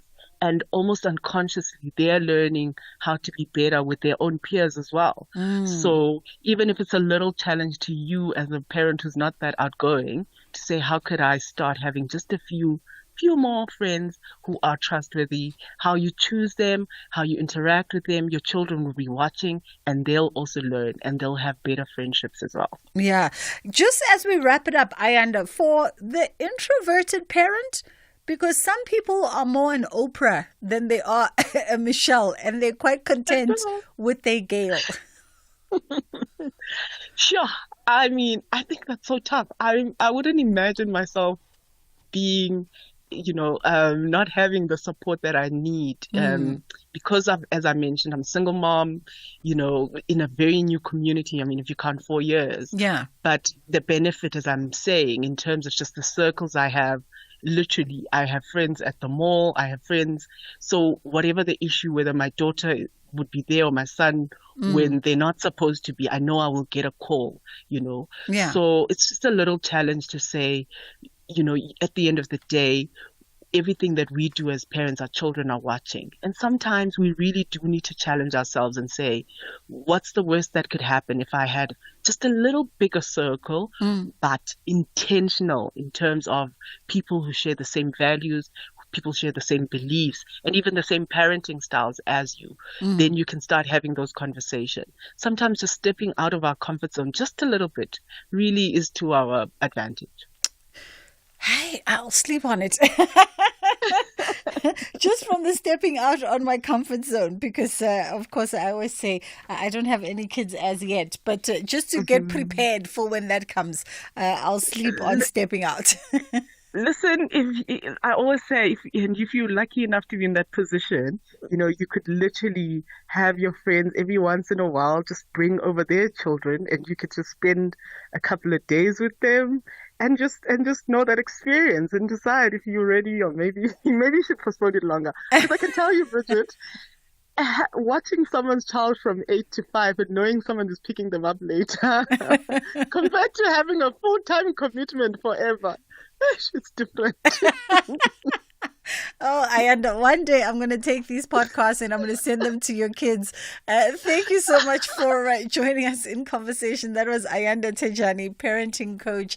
I hope you got some valuable advice if you are a mom or dad, or of course if you are a guardian and you're raising a little human being at whatever stages of their lives, that perhaps you build yourself a network, a community that you can lean on, rely on, to step in from time to time, to be there for you, but also to be there for your children. It's approaching 3 o'clock. Let's take a quick pause here. S3 is bringing you the best in Indian cinema every Sunday at 2 p.m. Laugh, dance, get drawn into the drama, revved up with the action, and maybe, just maybe, shed a little tear. Catch Gagi on the 7th of July, Selfie on the 14th, Prince on the 21st, and Laila Majnu on the 28th. It's Indian cinema like you've never seen it before. Channel your best entertainment with Indian cinema only on S3. Open up. The Rockets are assigned to question the German way of the beautiful game in a South African style. They want to start the new season with a coveted trophy, but FC Augsburg want to conclude their tour to Mzansi with a great result leading to the new German Bundesliga season. Mpumalanga province will vibrate when TS Galaxy and FC Augsburg lock horns. This is the Mpumalanga Premiers International Cup 2024. Catch the spectacular contest between TS Galaxy FC and FC Augsburg on Saturday, 27 July at 2:30 p.m. Live on SABC Sport on DTT Channel 4, SABC 1 and SABC radio stations. Also available on SABC Plus and SABCSport.com. Hashtag We Love It Here. Tickets are available at CompuTickets. Proudly brought to you by the TS Galaxy Foundation and SABC Sport. For the love of the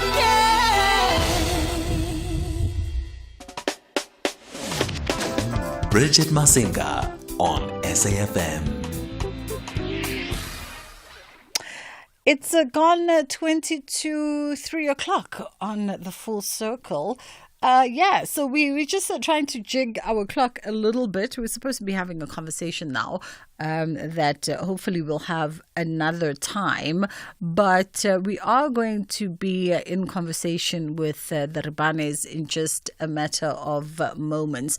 And we're going to be talking about some work that they've got going on, some collaborations that they've pulled through together with G-Star, G-Star, as well as the new furniture collection that is going to be showcasing at 100% Design South Africa. And that's happening on the first week of August. Always an exciting time when 100% Design South Africa comes through.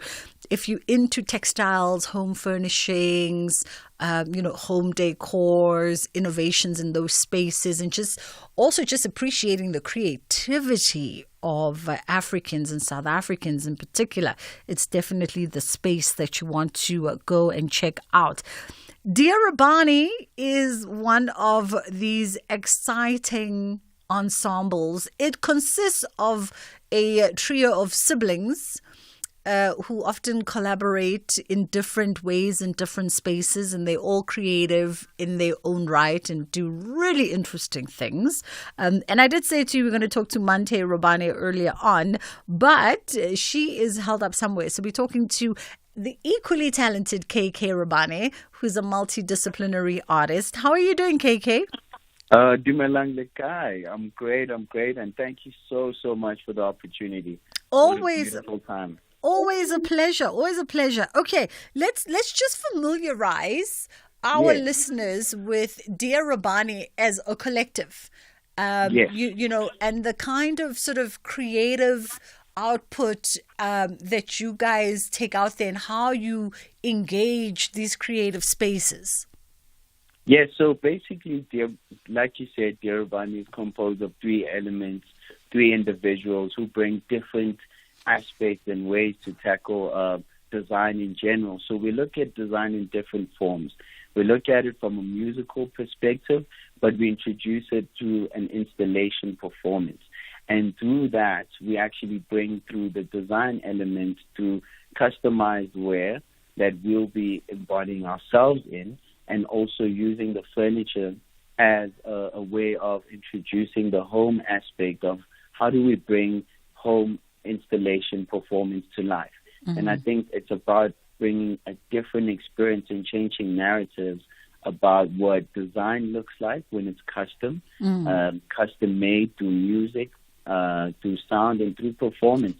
And I think it brings a different element to how you can experience Dear Rabane and all of its collaborators at the Decorex Fair. Yeah. Now, here's the thing. How is it that, you guys got so fortunate as a trio of siblings to also be able to work together, to be like-minded by way of your pursuit of excellence and innovation, but to be so completely different as individuals, and also so different in how you tell creative stories?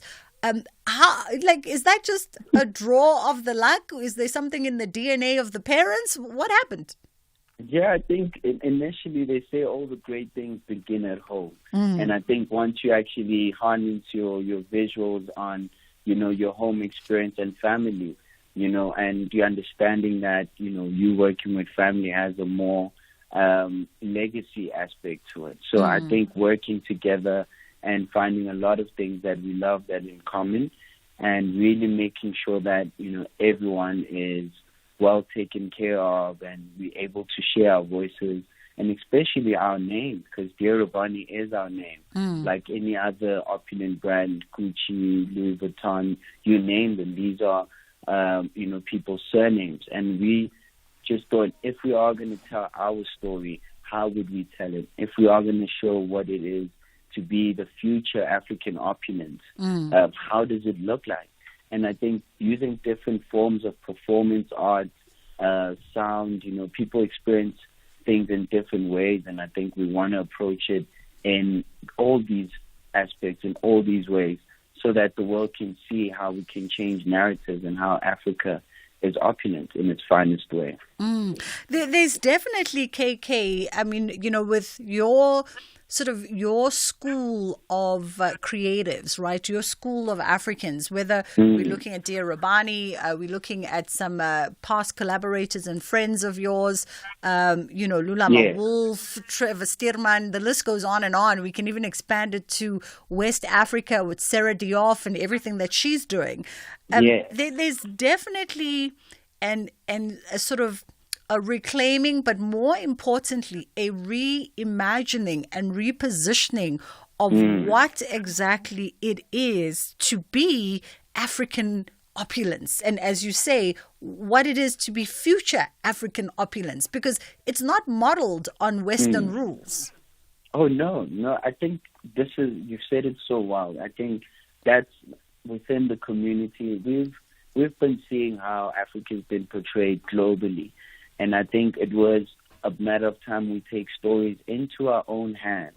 But excitingly enough, it's all about collaboration. I think if you also speak about what is African optimism, what is, the newness, I think then it travels even further. You can only receive so much from sorrow and sadness. And I think the new generation is really excited about the collaborations that we want to have, the new stories we can tell that also bring aspiration globally. You want someone from a different country to experience a different side of themselves through your work, and that gives them a very opulent way. So I think this new, like you said, there's a class of artists that, that the artworks really thread together. They collaborate together, they speak well together. So it's all about alignment of the people we work with that are on that journey already, and really see ourselves in a beautiful light, and be there to show and share with everyone around us that, this is how we see ourselves, and this is how we want the future to receive us. And it's also like creating artworks and conversations that are really igniting of who we can be. I like that. It speaks to something I've sort of carried over the last couple of years now. This underlying question in all the conversations I have with creators is, what would we have been as Africans had we not been interrupted? Had we not been disrupted by colonialism, by apartheid, by all the forces that sort of tried to tell us who we were, this is the moment for us to start thinking about what we would have been had we not been interrupted. Yeah, I think it gives us a new slate. It gives us a new opportunity to reintroduce ourselves globally and reintroduce ourselves to the younger generation. We have such amazing technology that really connects us globally, because you understand that it's not only us who are going through the restructuring of identity. It's a global thing, and I think that's what the internet has given us power to, is reimagine. It's given us such a, I always like the term infinite imagination. And I think through collaboration, through design, you're given that tool, to reimagine infinitely. Yeah. And I think this is a beautiful way that, it really starts on, home. It starts on us as siblings, showing that, as siblings, you can collaborate and not really work on the terms of sibling rivalry or clashes, that being the trend, where the opposite can actually be something that, really be aspirational, that, as siblings, we can come together and create something of a legacy brand that can also help collaborate with other siblings, other creators globally. So it's really about the harnessing of collaboration and working together. The famous word says you can travel fast alone, but you can travel further as a collective. Absolutely. And speaking, of course, of harnessing that collective strength, let's talk about the tangible. So you out at the 100% Design South Africa, always an exciting space to be in. Yes. And you guys are sort of presenting a brand new furniture collection for 2024. Yes, so we are presenting a new furniture piece that, I'd always like to keep the exclusive part to people who will purchase the ticket to come see the show. But the exciting collaborators who really supported us right through and through. I think G-Star is one of the brands that, from a craft aspect, that have really shown us how to custom amazing pieces, how to elevate your brand. And they understand us in many ways. And we'd love to share and celebrate our collaboration through the years, through our new way of presenting what our furniture is going to look like, our garments are also going to look like through performance. And also we have Pantheon Odo, who's also going to be supporting us from a musical, I'd like to say musicology aspect, where you get a cinematic experience through music and sound. But I think it all forms in the art of home living, because living at home is an art. Yeah.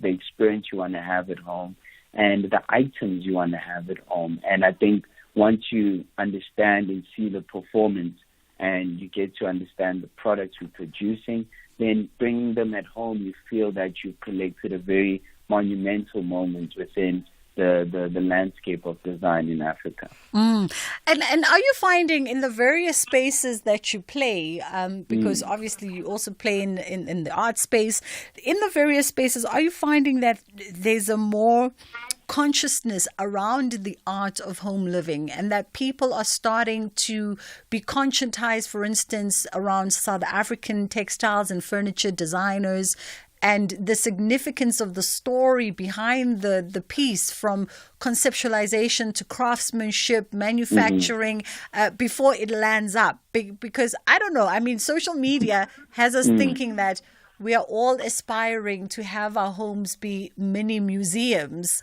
Yes. And it's just that, the economy is working against us. But in our truest aspirations, we all want spaces that embody who we are, and spaces that almost speak and interact like museums do. Yeah.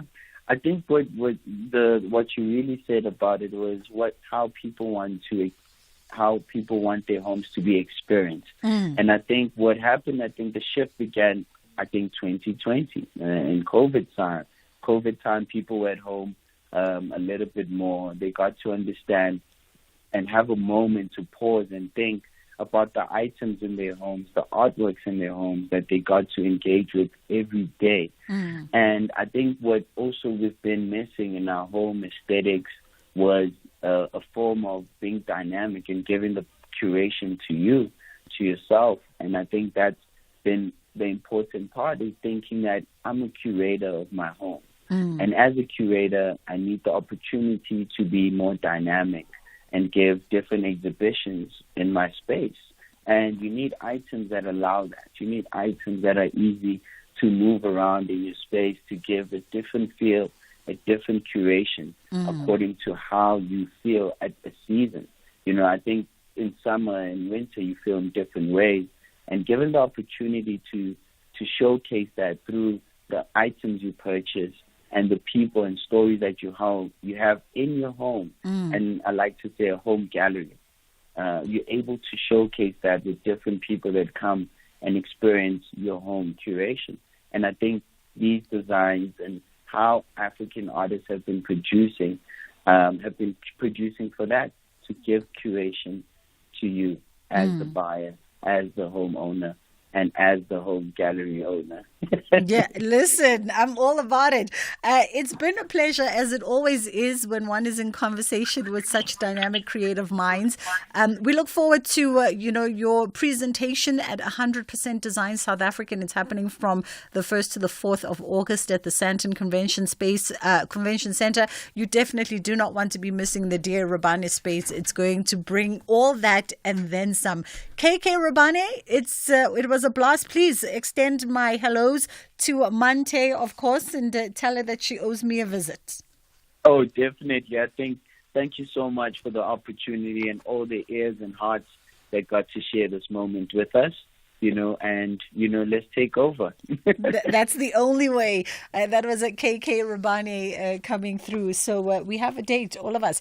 It's a wonderful creative space that, by the way, if your calendar allows, between the 1st and the 4th of August, for you to go out and see the exhibitions at the Sandton Convention Center. He's also got another interesting partnership, and one day we'll talk to him about it. He's in partnership with the Usurper Art Gallery, and they engage art in very interesting ways, very much in the 4IR perspective of engaging art. And I think that they've got an interesting story to tell, because they're leading in sort of that digital platform of representing art in ways that are really futuristic. And like I said, one day we'll have them come through in studio as Usurper Gallery and tell us more about that particular element of their work. But dynamic siblings, 3 really dynamic siblings who just reimagine Africa's contribution to the creative discourse in interesting and groundbreaking ways. They also have a lot of involvement in that NIROC space. So if you ever find yourself in Johannesburg, or you're a resident of Johannesburg, and you go into NIROCs, they've got a lot of involvement there, as well as the 3 siblings. And they're activated in interesting ways, in ways that spark conversation. Like I said, they're just immensely talented. Some people just drink from the fountain of talent and innovation.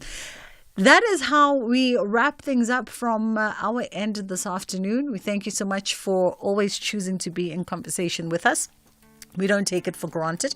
We know that you could have been elsewhere. You could have been listening to someone else, but you decided to be here with us. We absolutely appreciate it.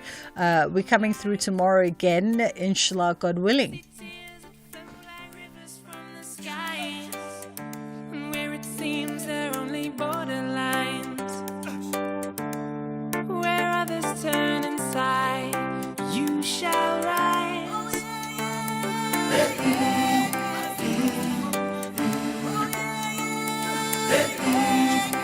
You shall rise.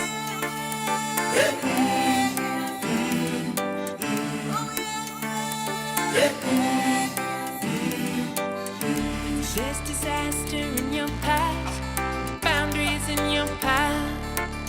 What do you desire when lifts you higher? You don't have to be extraordinary, just forgiving those who never heard your cries. You shall rise.